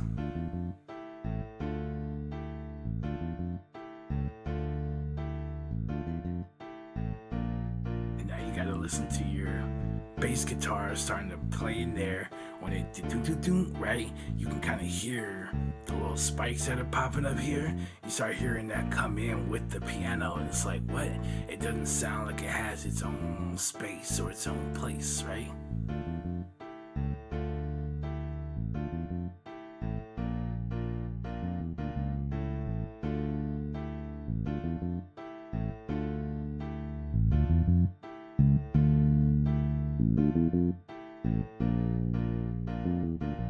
You do something like that.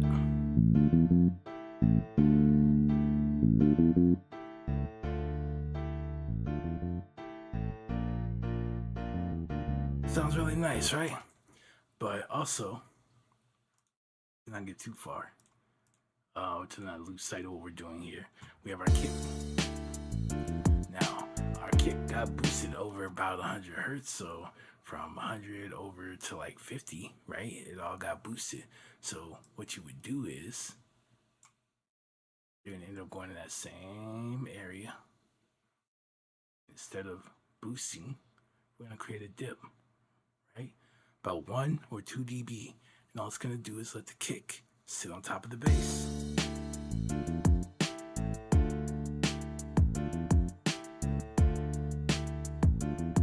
Now, it doesn't take away from this because we've rolled this off, right? So you're still gonna hear the bass nicely here, but when it's time for that kick to hit, it sounds really clean, right? People keep saying, how do you get your bass to hit so hard, it sounds so clean? Well, you gotta go in here and you gotta do the work, right? There's plenty of stuff out there. It's just like, hey, look, you don't even have to really EQ this stuff. Just sidechain it, right? Come over here, take your kick, sidechain it to your bass, right? Go in here, do this, and then when it triggers, it's actually gonna like duck the volume of the bass under. Well, that's great, right? Except for because you didn't EQ your kick. When you sidechain it, right, and it goes to pick it up, all the frequencies in that kick is gonna like pile down kind of like on the bass, right? It's gonna dip the volume of the bass. Like, why would you want it to do that, right? And so yeah, you might hear the kick better, and you might get some kind of like a pumping because of it, but the bass still isn't shining through clearly. You still have to do the work, right? You still have to do the work. Go in there, EQ it, make a little room, and then if you feel like you want to still sidechain, then sidechain, right? And it'll only sound better. It'll only sound better, right? Because the kick has this place where it's going to do that, and it's going to leave those sub frequencies alone. It's not going to touch it, right? It's not going to touch it.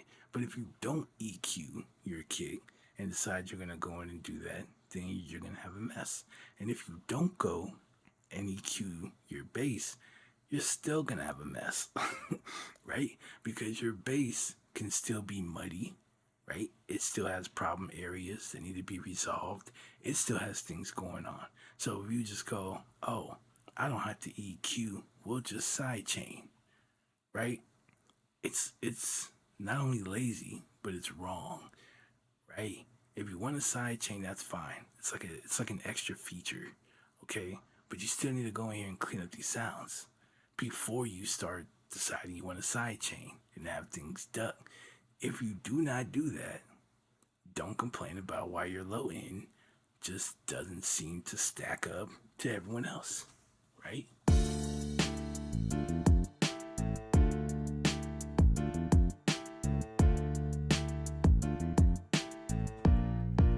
All right, so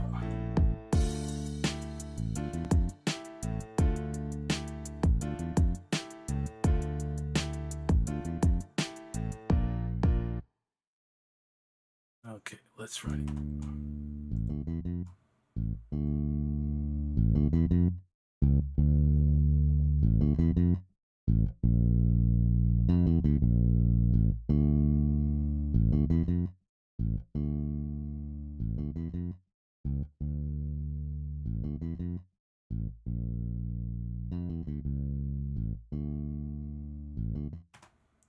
So again, just remember when you're applying saturation, whether it's through a tape source, a tube source, whatever, right?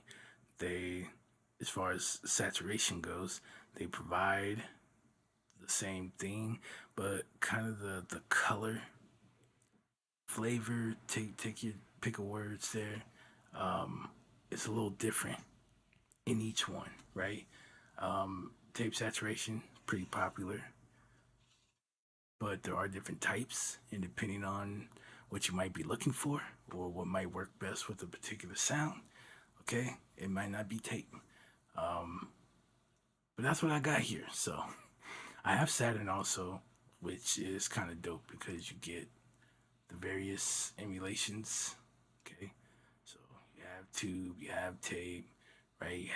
You have these different sources that you can use, and they all kind of give you something a little different. But again, tape is kind of the popular one. Yo, Sin in the building. Appreciate you stopping by, man. How you doing this evening? Um, this is Sin people. Him and Ty and Avion. Uh, I should. I just went and gave his government, didn't I? Dr. Ross. These are LOT's finest. All right. I'm proud to have met these guys, and it's been a great experience. I learned a lot from them, and so hey, I can do this stuff here today because of them. All right. I hope all has been well with you, man. So, what we're looking for, right? Remember when we're applying saturation, we're just adding excitement. That's it. We're just exciting, making, bringing more energy, making something more energetic. That's saturation in a nutshell. All right. So, bringing a little more energy to this bass here. So the bass, mainly those lower frequencies, is going to drive this to be a little warmer. It's also going to make the low end a little more energetic. All right. That's gonna also help it kind of cut through as well. How you get your bass to hit so hard, right? Y'all are watching me, so. Okay, so we have that. Now let's work on. I'm actually I'm gonna skip on the high pass, and you'll see why in a second here. So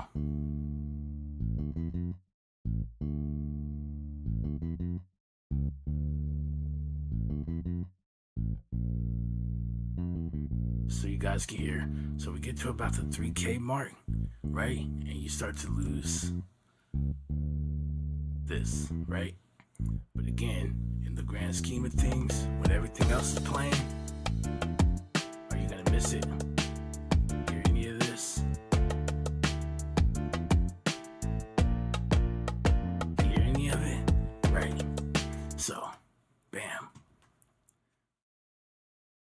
Yes, sir. Yes, sir. Man, I'm always talking about y'all. And at least twice a year, they get to hear my story. They get to hear my story, man. I was not the best producer, but I like to think I had heart. All right. Sometimes I would get one and I have a really good idea, and most of it was just I still have those like old files. I still have them. I have like probably over 3,000 FLP files. Okay. And a lot of them, I'd say like a good 90% of them are just unfinished, me tinkering around in my bedroom, whatever. And I was telling them a couple days ago, might even been like 3 or 4, about Rock Battle, right? We had like Rock Battle on lock. It was like us and another team's like biggest producer groups on the site. It was just battling, just hard, just like back and forth.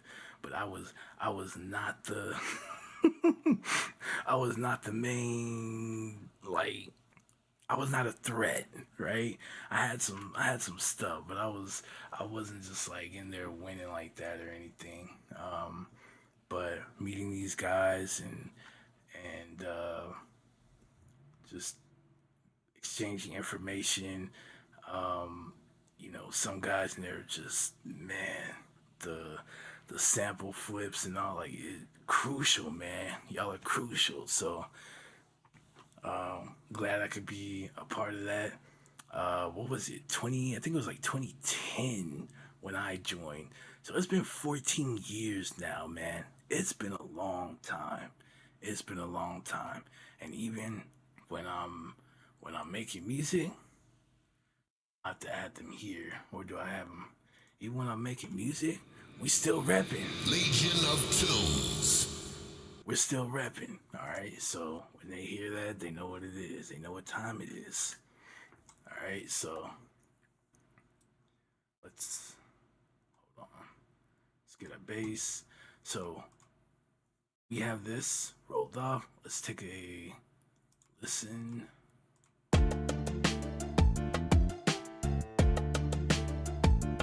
So actually, we didn't lose anything.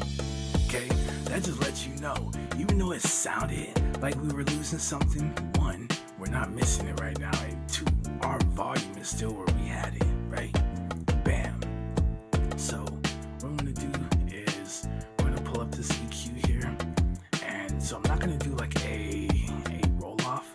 Plus, it's not going to allow me to roll off at like 30 or something like that. So what I can do here is go to 30 hertz here, and then we can do a low shelf, and I can just turn it down a little bit there, right? I can turn it down a little bit there, and then leave from 30 moving up. I could leave that. Okay. We did lose some volume here, so let's add it back. And then I'm going to take our mid EQ, okay? then let's look for that problem area.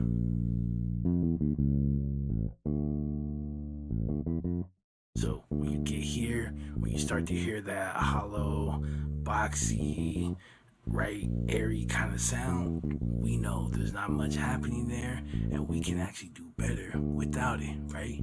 So let's switch over to the dip, put it at 500, and we're gonna drop it. And all it's gonna do is tighten up this bass, right? When you start finding areas like that, and there might be another one here if I'm being honest. Let's take this for a spin. So we're gonna go to 300 and we're gonna put a dip there, okay?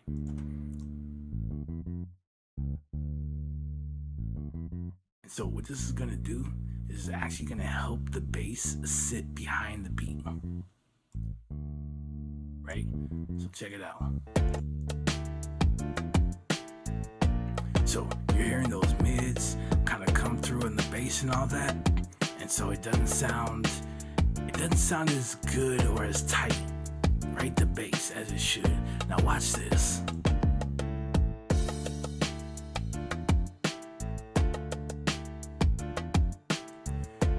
You see how it just kind of feels like the mids just kind of opened up. The bass right there took a back seat, right? The muddiness you can hear, that 300, 500 range. You target 300, we drop it. And now all it does is tighten up. Like I said, anytime you find that boxy area and you put a cut in, it's gonna tighten up the sound. And so it's gonna help you now.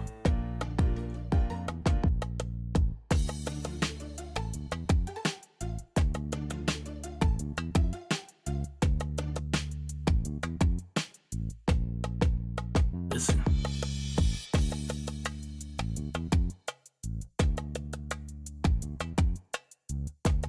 See, now the percussion just kind of popped out. I was like, yo, what's up? You can hear that, but you're not losing that rumble, are you? Right? We're not here to hear bass. We're here to feel bass. Alright? So what little you can hear of it, great, appreciate it. But if we don't hear another bass note, and all we did was feel it, then we done our job, right?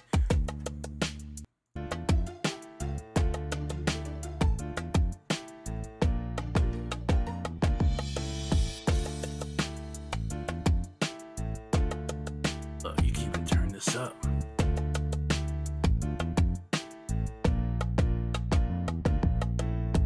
Yeah.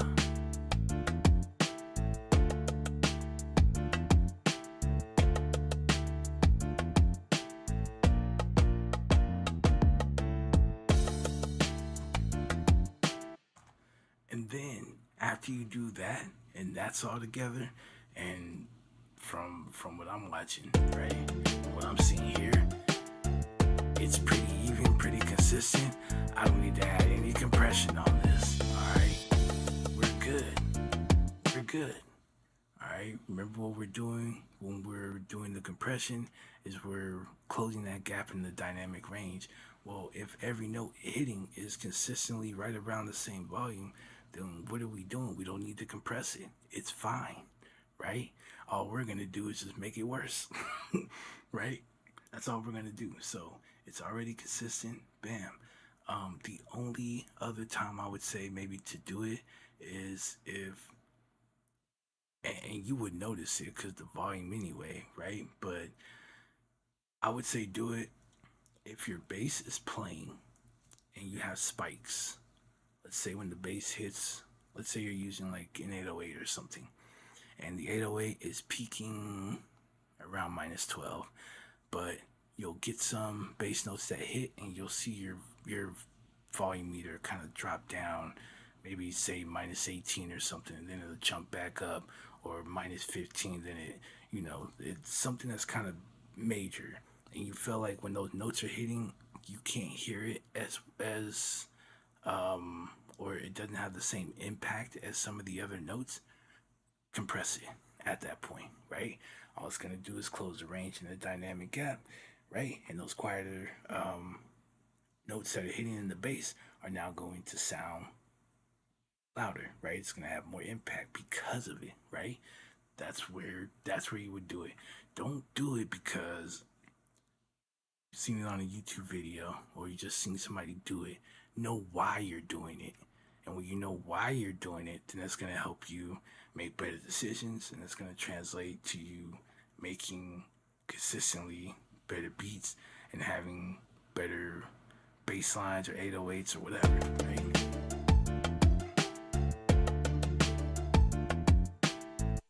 Alright, so now if you feel like, well, I want to sidechain this, well then you can do that, right? So we selected our kick here. We'll go over to our bass. We're going to put sidechain to this track, alright? And then we'll use the, where is it? Booty limiter. We're going to switch it over to compressor. And right here where it says sidechain, if you right click, you'll actually see your track. If you don't have a name for it, it'll just say track 1 or whatever track insert you have it linked to. That one will show. Select it.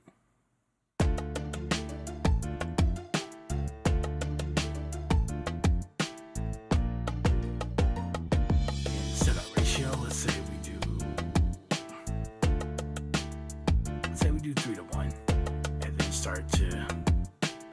So as soon as you see this, now the sidechain compression is working.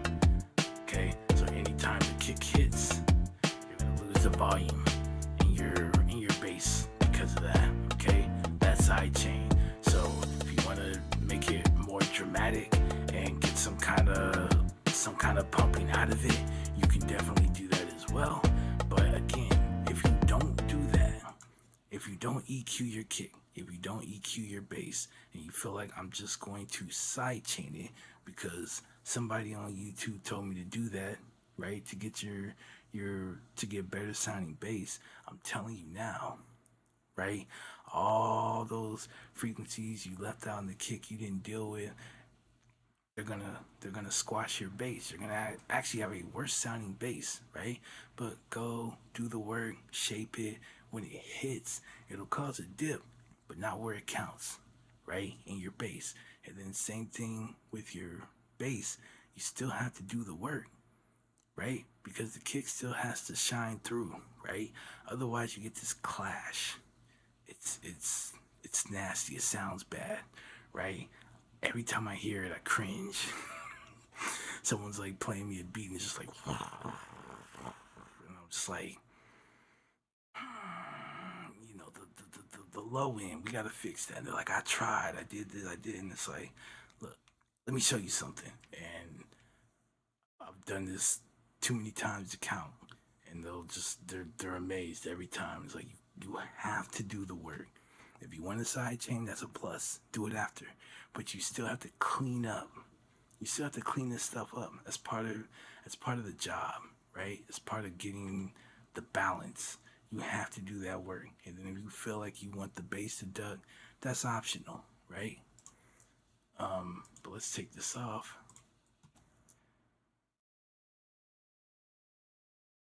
I wonder if it takes off the. There we go. All right, so.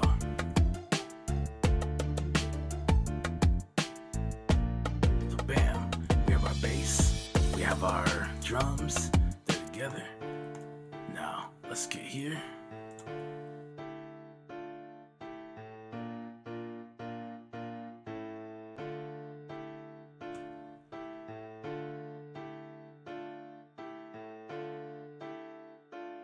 So, right here, we start losing too much of the bass in our piano, okay?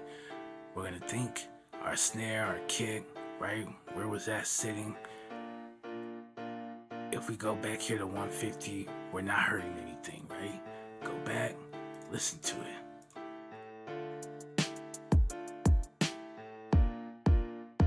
Sound good to you? Okay. We don't need all this extra stuff. Now we're starting to tread in to where those things live. We're gonna start probably getting some conflict there, right? As everything starts building up and stacking together. So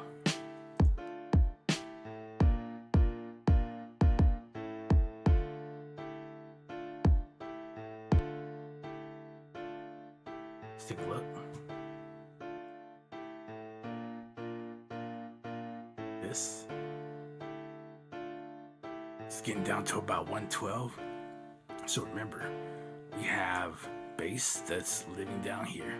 So as we kind of cut that off, that allows for this to come in clean, no problems, right?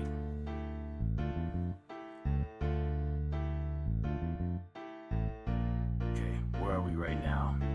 At 128. So we know our kick, we boosted somewhere in that like 70 to 90 range. Means it's gonna come in no problem, right? It's not fighting with the piano for space. Okay, now our snare's kind of having a little struggle there because we know it's somewhere around here, right? Push it up a little bit more. So we're now at 160. I can hear the snare clearly. Okay, doesn't sound like my piano's trying to fight. However, I can still hear the bass in this piano. Alright, so we're good. So a lot of times when you're dealing with your melodic instruments, your pianos, your brass, etc., etc., from 120 to about 160, I'd say 200 at the most, is probably like where you're gonna push in. Like somewhere when you get there, you're gonna realize like that's where we're at, right? And you're gonna stop, and that's okay, right? We left room for all the things that live down there. You don't need to push any further. There's absolutely no need to do that, right? Unless the sound you're dealing with just, is up here, then fine, push up. But if you have a sound like this, like a piano, right, which it just takes up a lot of space, right? Because you have the bass notes, you have the, those higher frequency notes, right?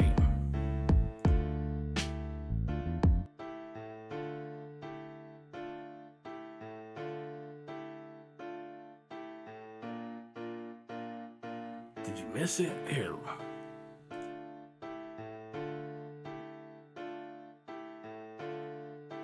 Nothing. You missed none of it. You missed none of it, right? And like I said, 120. Now, if you're playing like,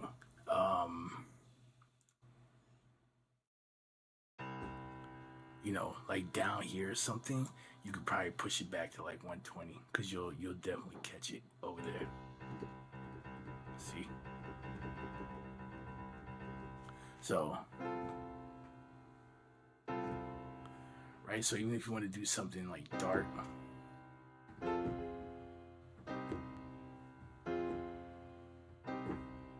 right? 120, and even then, you're kind of like, you might want to put like a little dip somewhere here because of your snare, but you could leave that, and people will still hear it, right? But we're not down there, we're all up here.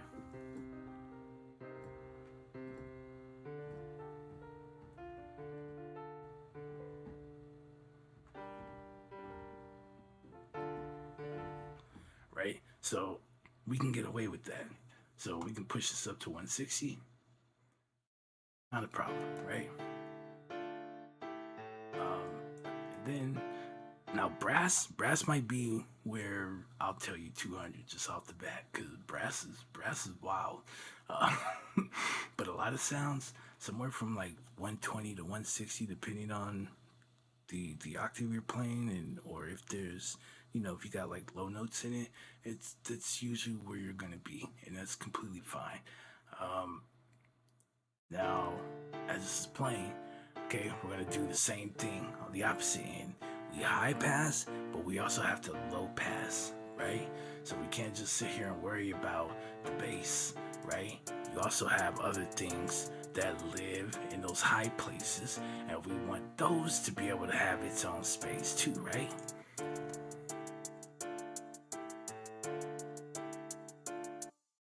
We need that, right? We need that to come through clearly.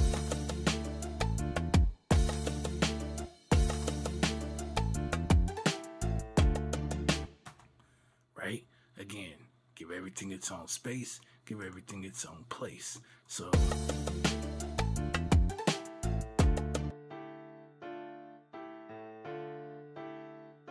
again, we're pushing in till we lose some of that air. This is already kind of pretty much well done, right? It's not like it's just all spiked up here and going across, so it doesn't sound too bad as we're pushing in. But if you get too far where it starts sounding dull, you know you went too far, right? Back it up. Okay, as soon as you can hear the piano again, clarity, that's it. Stop it, right? Where is this? We're at 6K right now. So from 6K onward, anything that wants to play out there, right? Unbothered. This sounds really, really good. Really, really clean, right?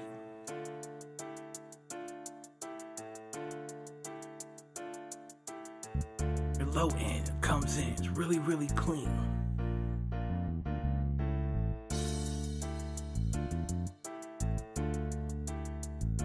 It's really, really clean. Okay? And then when it comes to these instruments, right? A really easy way if you're trying to figure out what to do as far as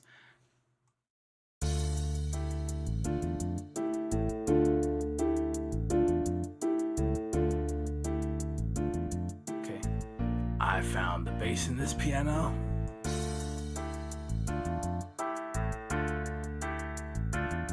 My clarity right here in the high end, right? So,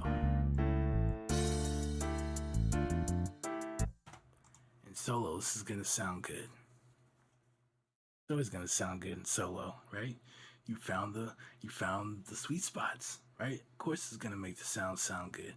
Does every sound need to be boosted? No.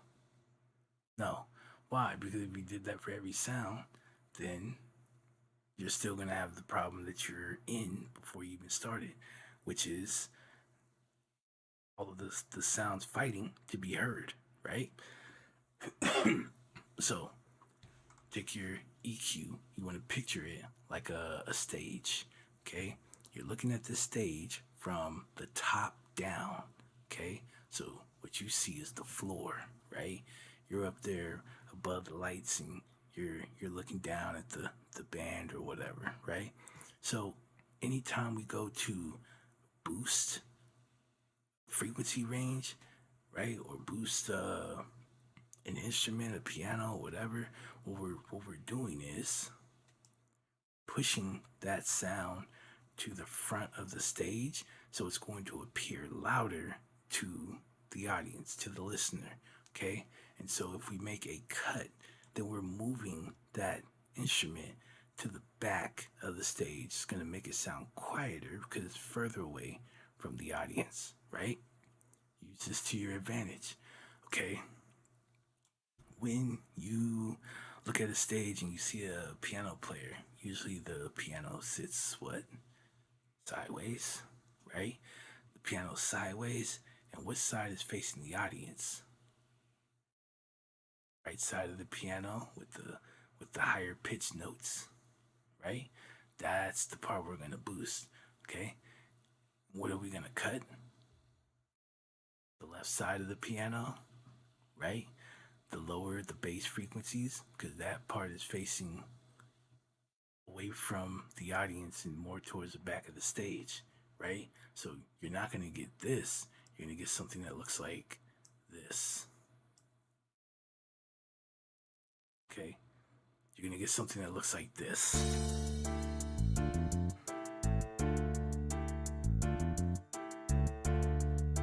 Some of this stuff is really, really simple if you think about it long enough. Could you tell I think about stuff long enough? Long enough to come up with this? Alright, so just because that sounds good in solo and there's no other bass playing or nothing like that, doesn't mean we should be trying to boost this, okay? Because they're not even trying to boost that to you on a stage, on a real life stage. They're like, it goes that way. Okay, we want the bass notes to sound quieter. Why? Because when you're dealing with lower frequencies, right? You're getting these longer, right? You're getting these longer heels, right? And because it takes longer, travels further, right? Whereas the higher frequencies, the short range, they don't go as far, right? So we can afford to put that towards you, and we can afford to. What we can't afford is to put the bass notes toward. If we did it the other way, then it would sound like this.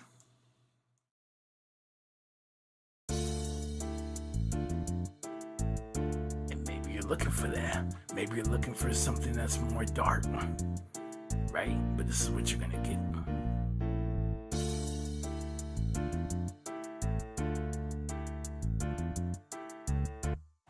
But again, we got bass guitar that's kind of rolling over here, right? The 300s, the 400. We put a dip in the 300s actually.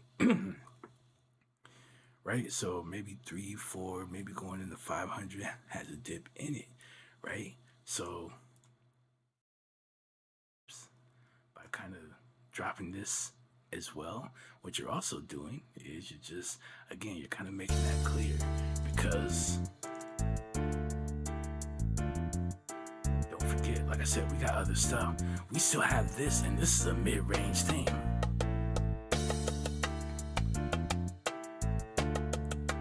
Oh, now I can pop out to say hello, right?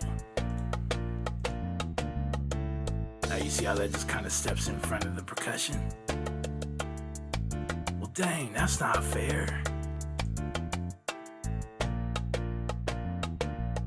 Are you missing the bass in that piano, though? Exactly.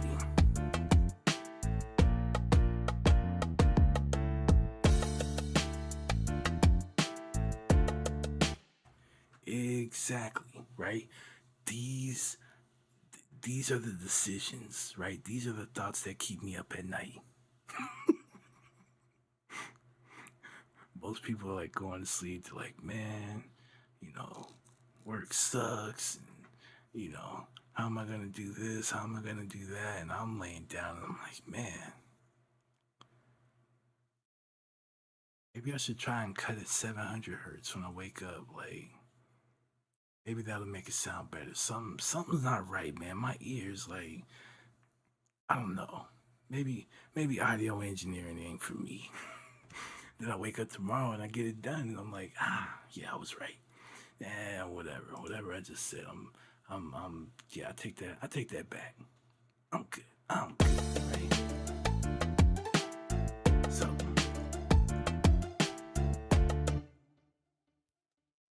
Trying to give you guys a visual because I know you can't see it. So, boom, we're gonna make that cut at 150 here. In the Parametric EQ2, we were able to get up to 6K. All right, we were able to get up to 6K.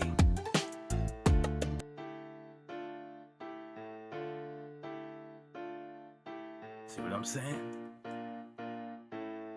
Now you'll start loosening it.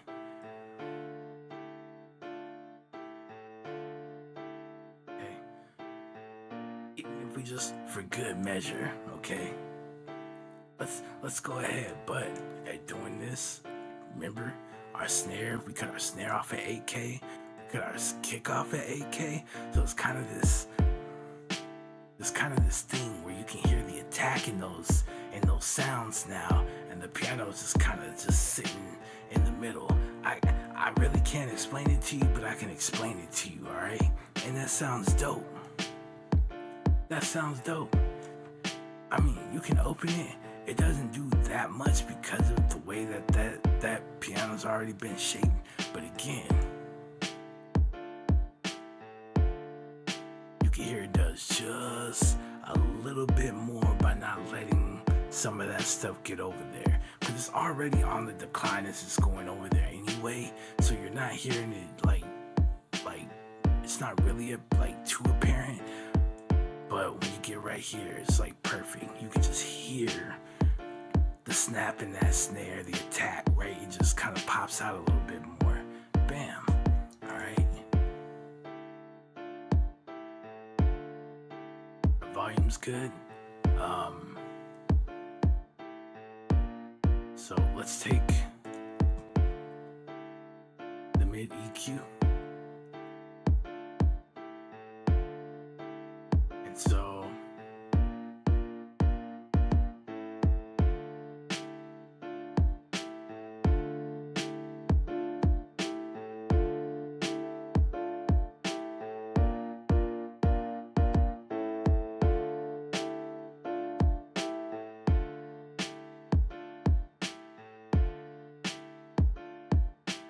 yeah, found that box area. Drop it.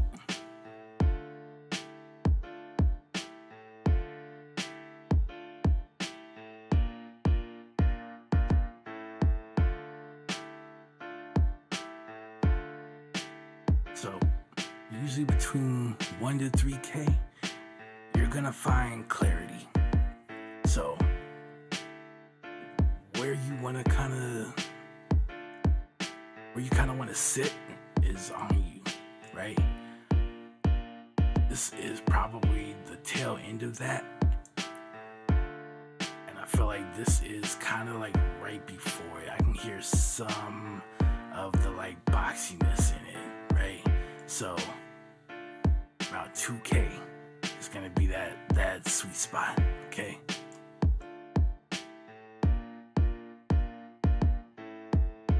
Let's put it on 3. Lost some volume.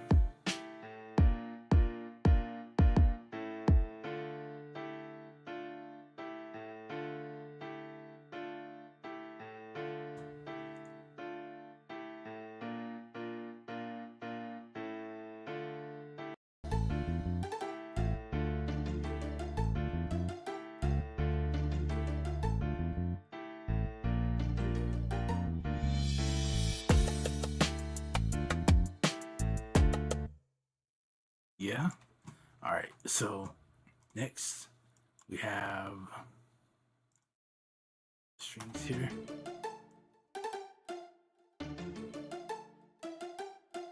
There we go.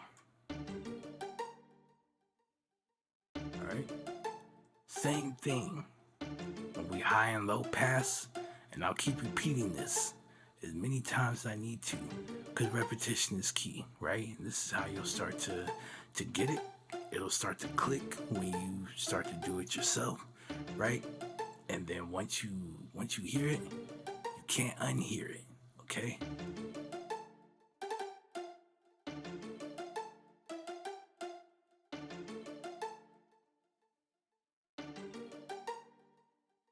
This is 160.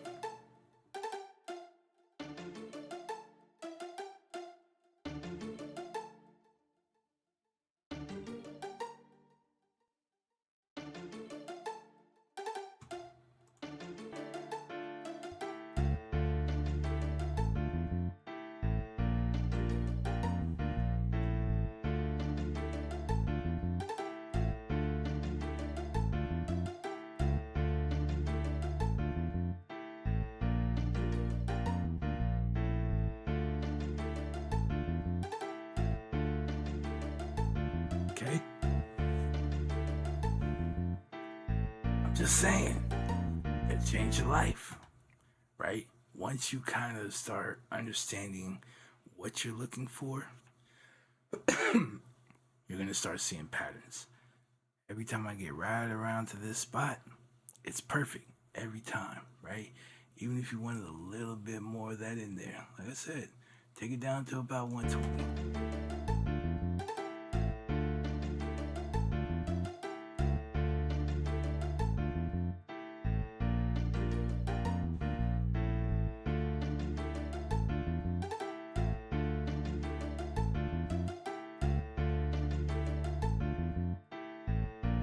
Right?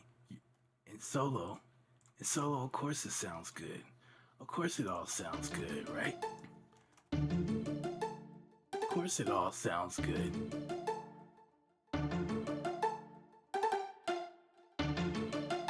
Of course it all sounds good. Is that gonna actually translate in the mix with everything else, right? No. So you're gonna go do that in solo and then bring everything back in and go, what did I do? You're gonna be like, what did I do? Right? Right. So we come in.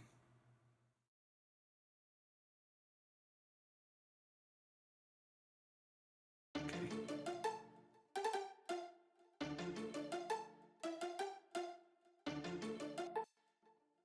Again.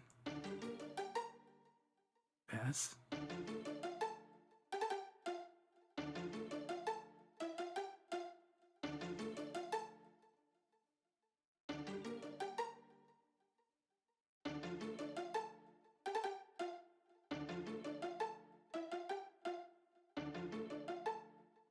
By the time I get to 5K here, we start to lose the clarity, okay? So let's say we just take it to 6 again.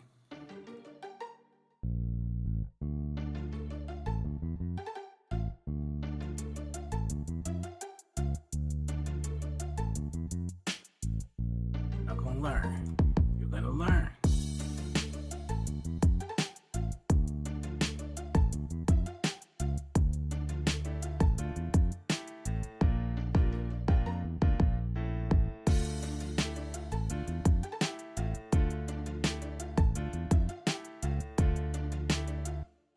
You gotta learn.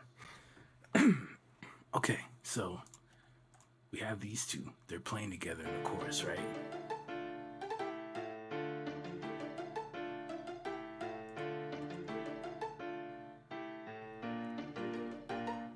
Now, remember, the bass in our piano, we did a cut, right? So,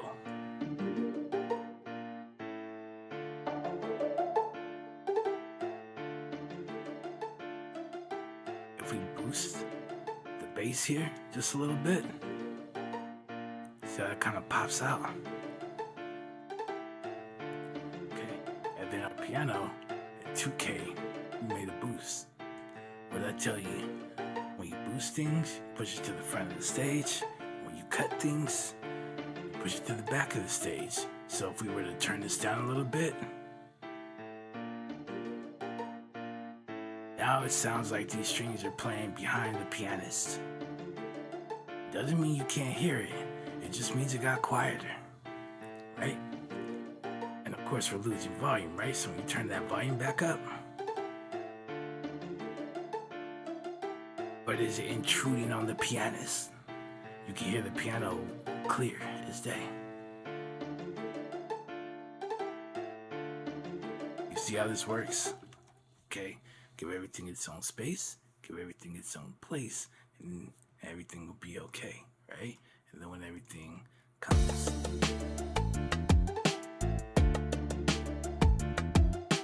you're like, oh my God, like I hear everything. It doesn't sound like anything is fighting.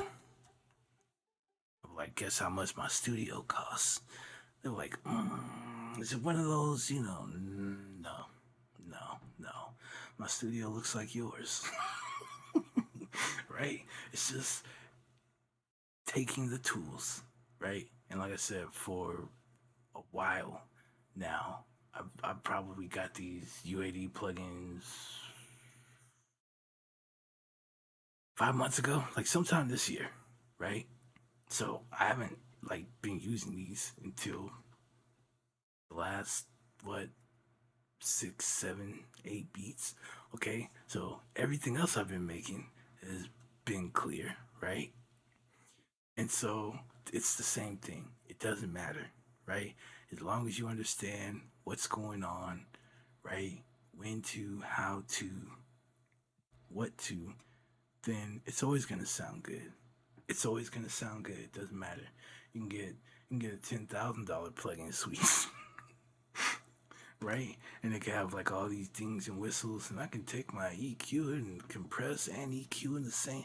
You can have all the functionality in the world. That's great. But as far as the quality that you're getting, that's on the know-how. That's on the know-how, and that's under you know being able to understand how those tools work. Because if you know how they work, then you can replicate it. Because it's all the same stuff. It's just it's got a different look, right? If we knew what the analog EQ shapes look like, we wouldn't be EQing kind of like I'm showing you now, right? We wouldn't be EQing like this, right? Why is it when I use the EQ, from for when I use the Pultec EQ, why does it sound different from the parametric EQ2? Well, we talked about that, right? And the video with the guy using the analyzer. Well, it's not a bell. It's a shelf, right? It's a shelf. So what it's not doing is it's not going forward and picking up frequencies. And a bell, we're getting wherever we decide to boost, we're getting both what's in front and both what's in back, right? And then it slowly rounds itself off. With the shelf, wherever we go to boost, it's only it's that. It's that and nothing else, right? It doesn't get what's in front. So it's not picking up stuff that we potentially don't want. It went and found all the good stuff and said, "Whew," right? And so again, you can mimic that and you can have a good time with it. You know, it's one of those things, and stuff starts clicking. By now, it's too late. But I will say, learning to use these is going to be good. I have a really good friend, and before we became really good friends, all right, I used to work for him. Uh, he owns Drastic Measures Entertainment, and he's got two studios now, and he's got one out here where I'm at. And when he was sending me pictures, well, it's the analog equipment. So, by me getting used to this and what it does, and et cetera, and all the the kind of get to kind of know what is going on, right? How it might sound a little different, and then like even with the numbers on the EQ, that has nothing to do with the dB. You cannot see anything on these EQs. All you can do is hear. That's it. All you can do is hear. Even the numbers are an illusion. They're just there. That's not 1 dB, 2 dB, 3 dB. It's just 1, 2, 3. And until you turn it up to, you get to a position where you're actually hearing something and the way you want it to hear, right? The way it's shaping it, then you don't even know if you're in the ballpark or not. You don't even know if it's 8 dB it boosted. You know nothing. Unless you're gonna put an analyzer under it while you're doing it to see the curve. That like it's probably like the most brilliant thing ever. If it sounds good, it is good, right? That's what they'll tell you. Okay. So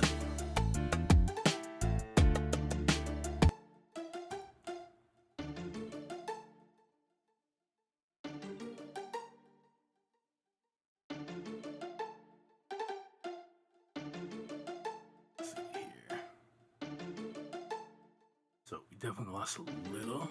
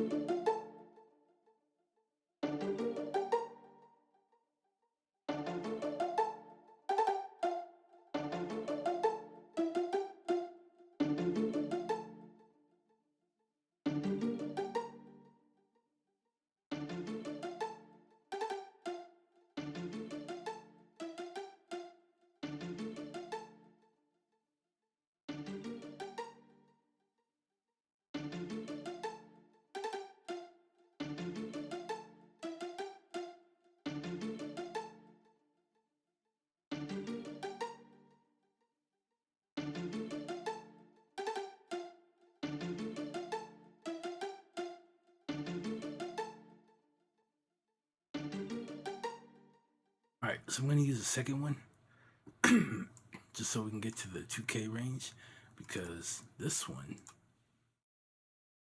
we starts at 3K. I know it's sad.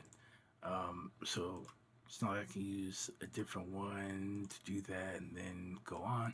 So we're going to use it, set to 2K, and then we're going to put a dip here because the piano, right? We got to get this play behind the piano. So not only did we have to find that boxy area, which we did, right?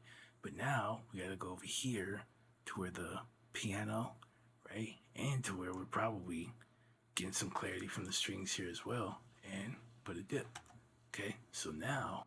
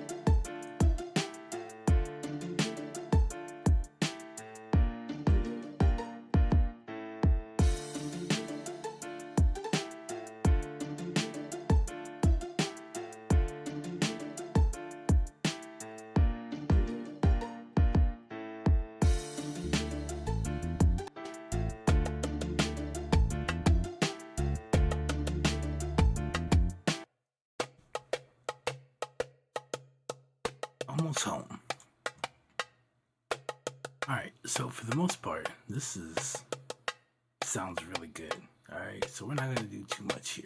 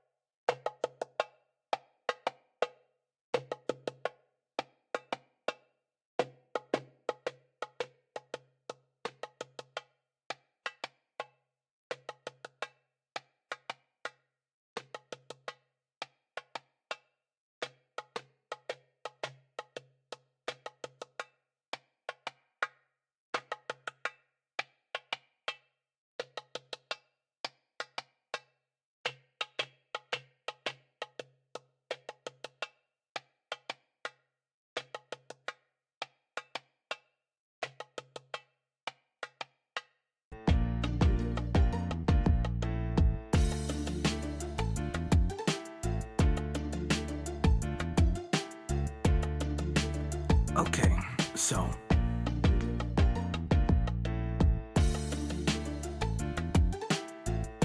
everything has been edited. Okay, we got everything EQ'd, compressed, right? All that stuff.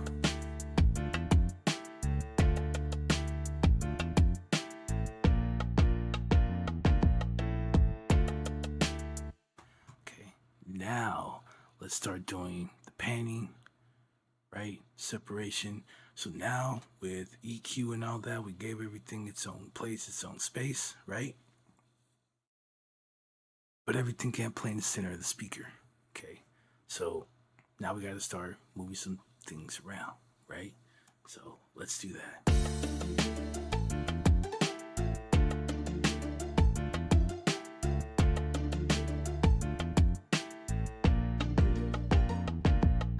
So I'm panning my close hat over to the right about 15% and the crash cymbal about 20, right?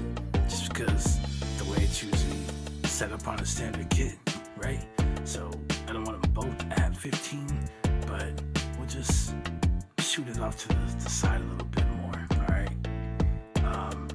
I do have two snares here, so instead of having both snares just kind of colliding, this is the snare that had the bass in it, right? And so I'm gonna move that over like 10%, right? Not so much, it's just not gonna be dead center. And then this one, right, for having more of the higher frequency that we boosted, just move it over a little bit, right?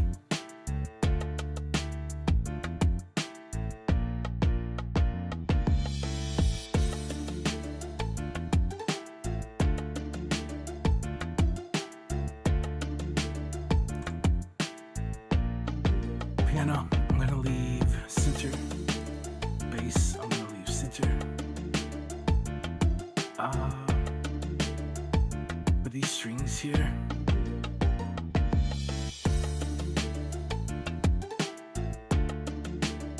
I'm gonna move it to the left. I'm gonna move it to the left about 25%. Okay. And then for the percussion, I'm actually gonna widen this, okay? So we're gonna do 50% stereo.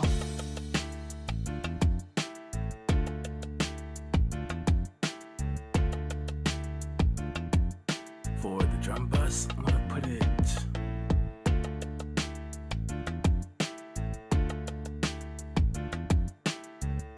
30% in mono.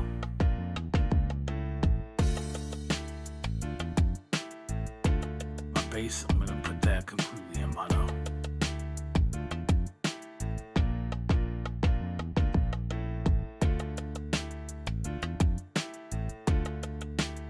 I think that'll do.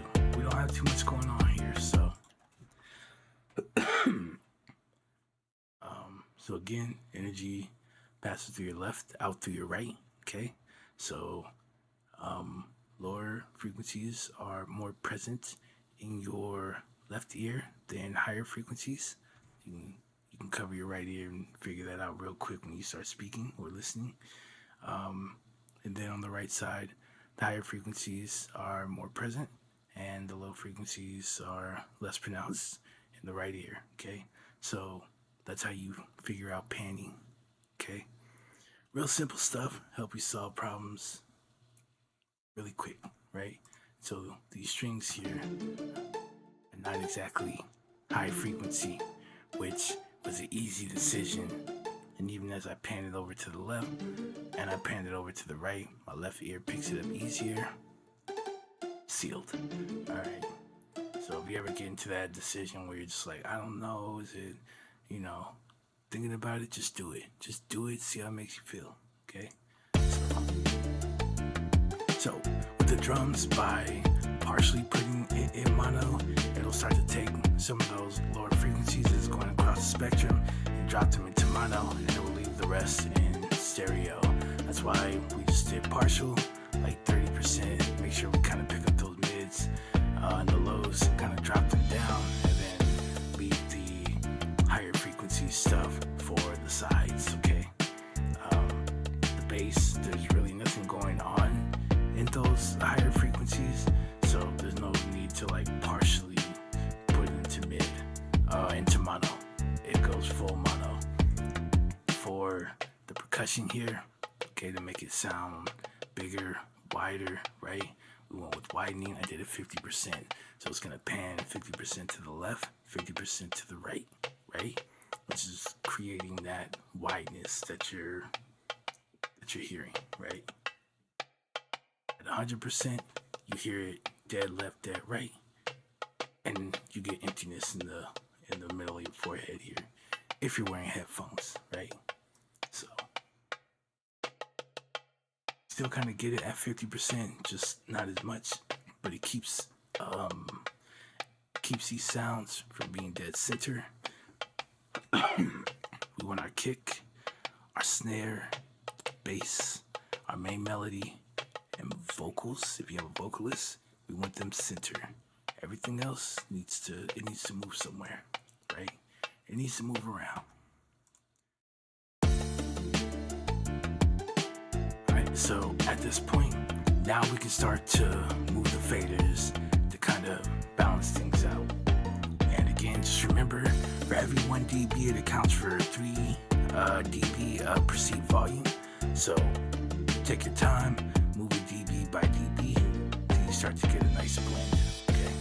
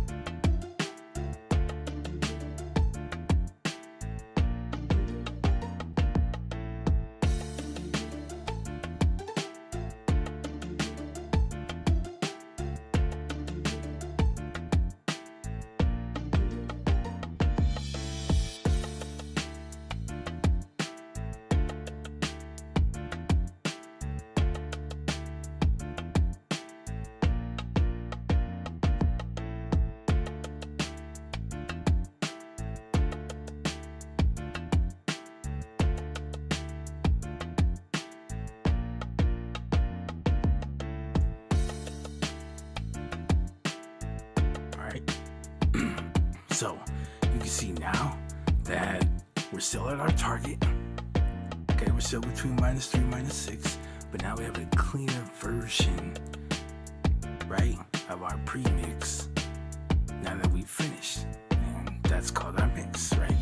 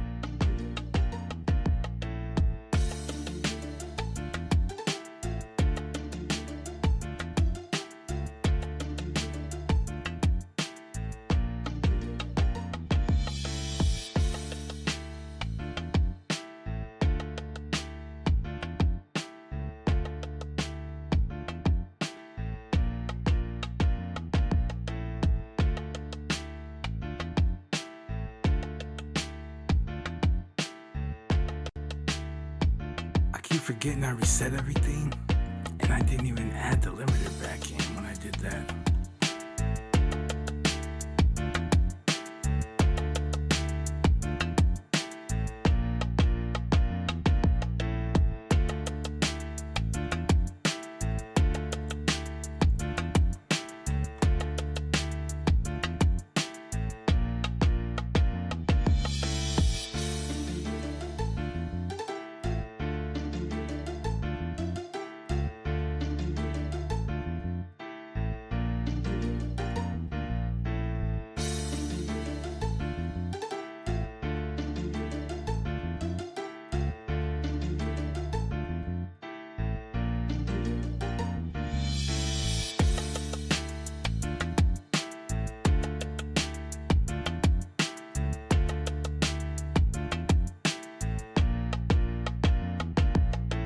All right.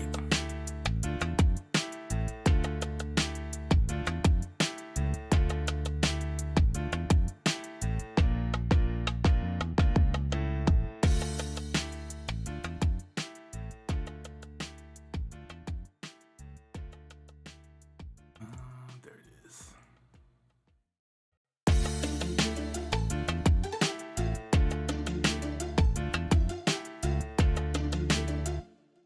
All right, and there we go. So tomorrow, I'll give this another listen. Come on, fresh ears. Any little changes I need to make, I'll do it. But this is pretty much it, right?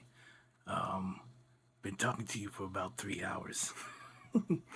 But those of you that are here watching, those of you that may, tune into the VOD on YouTube or whatever, again, this is, I got something to work on as well, right? I'm not necessarily a teacher, but I do want to, it's something I want to do, right? Something I'm passionate about, and I do want to share this stuff with you guys. I haven't necessarily figured out the easy way or the formula as it is. All right, just hey, as I'm doing this stuff, I'll walk you guys through it. As always, you can feel free to ask questions. If you have music you want me to take a listen to, or just to listen to, or if you want me to provide feedback or anything like that, it's okay as well. We've had some guys last time do that and we listen to some music, right? It's cool, it's chill, it's vibe. Um, yeah, always. Like I said, you got questions, definitely let me know. I'll be happy to answer them if I can. If not, let's do some research. All right, I don't know it all. Just you can see me working here. I might I might know a thing or two. Okay, so let's save it here. Cause there's many ways that you could take, right? You don't necessarily have to do it one particular way or another. Sometimes there are some interesting ways to uh, solve a problem that a lot of people you know, just aren't familiar with. I may not be familiar with it, but hey, did you know you could blah blah blah? Oh yeah, let's try it out and see what we get. Maybe I like it. Maybe that becomes a new thing for me, right? Um, but yeah, I'm doing this stuff. You guys could always chime in, right? Um, even when you pull up on days where we're creating, right? If you have an idea or something, don't hesitate to shout it out. All right. Maybe I'm going for, and you're just like, maybe it just sounds better if you just I don't know. Right? Instead of just playing them all together, like don't hesitate, man. Put your ideas in, cause at the end of the day, I'm doing this stuff for you guys anyway, right? This is gonna be music that you guys are gonna be listening to, right? So if there's something that you like or something that you're hearing and it sounds good, let me know I'm cooking. Let me know I'm not cooking. Whatever that case may be. All right. So tomorrow, get up, check this out. We'll get that bounced out. Um, so I am still. Where are we? I'm still working. I'm still getting stuff out. All right. I do have things that I will be putting up for sale, or it's already up for sale on my BeatStars page. So, interesting story. I happened to invest into that site. They were having a crowdfunding thing or whatever, and I got involved before that site even came to be. And then I didn't use that site really. Like when it came out, I put some music up there, then I just forgot about it. Like seriously, just forgot about it. So here we are, like 7, 8 years later, and now I'm over there. So let's see how we do. All right, I believe in it. That being said, let me get out of here. Again, appreciate everyone for stopping by. I might be on tomorrow. If not, you know my usual time, Friday through Sunday, 7 p.m. Central Standard Time. Remember, stay patient, remain diligent, and as always, be majestic. If you can develop the skills to keep calm and carry on, you too can achieve greatness. With that, I'm out. Peace.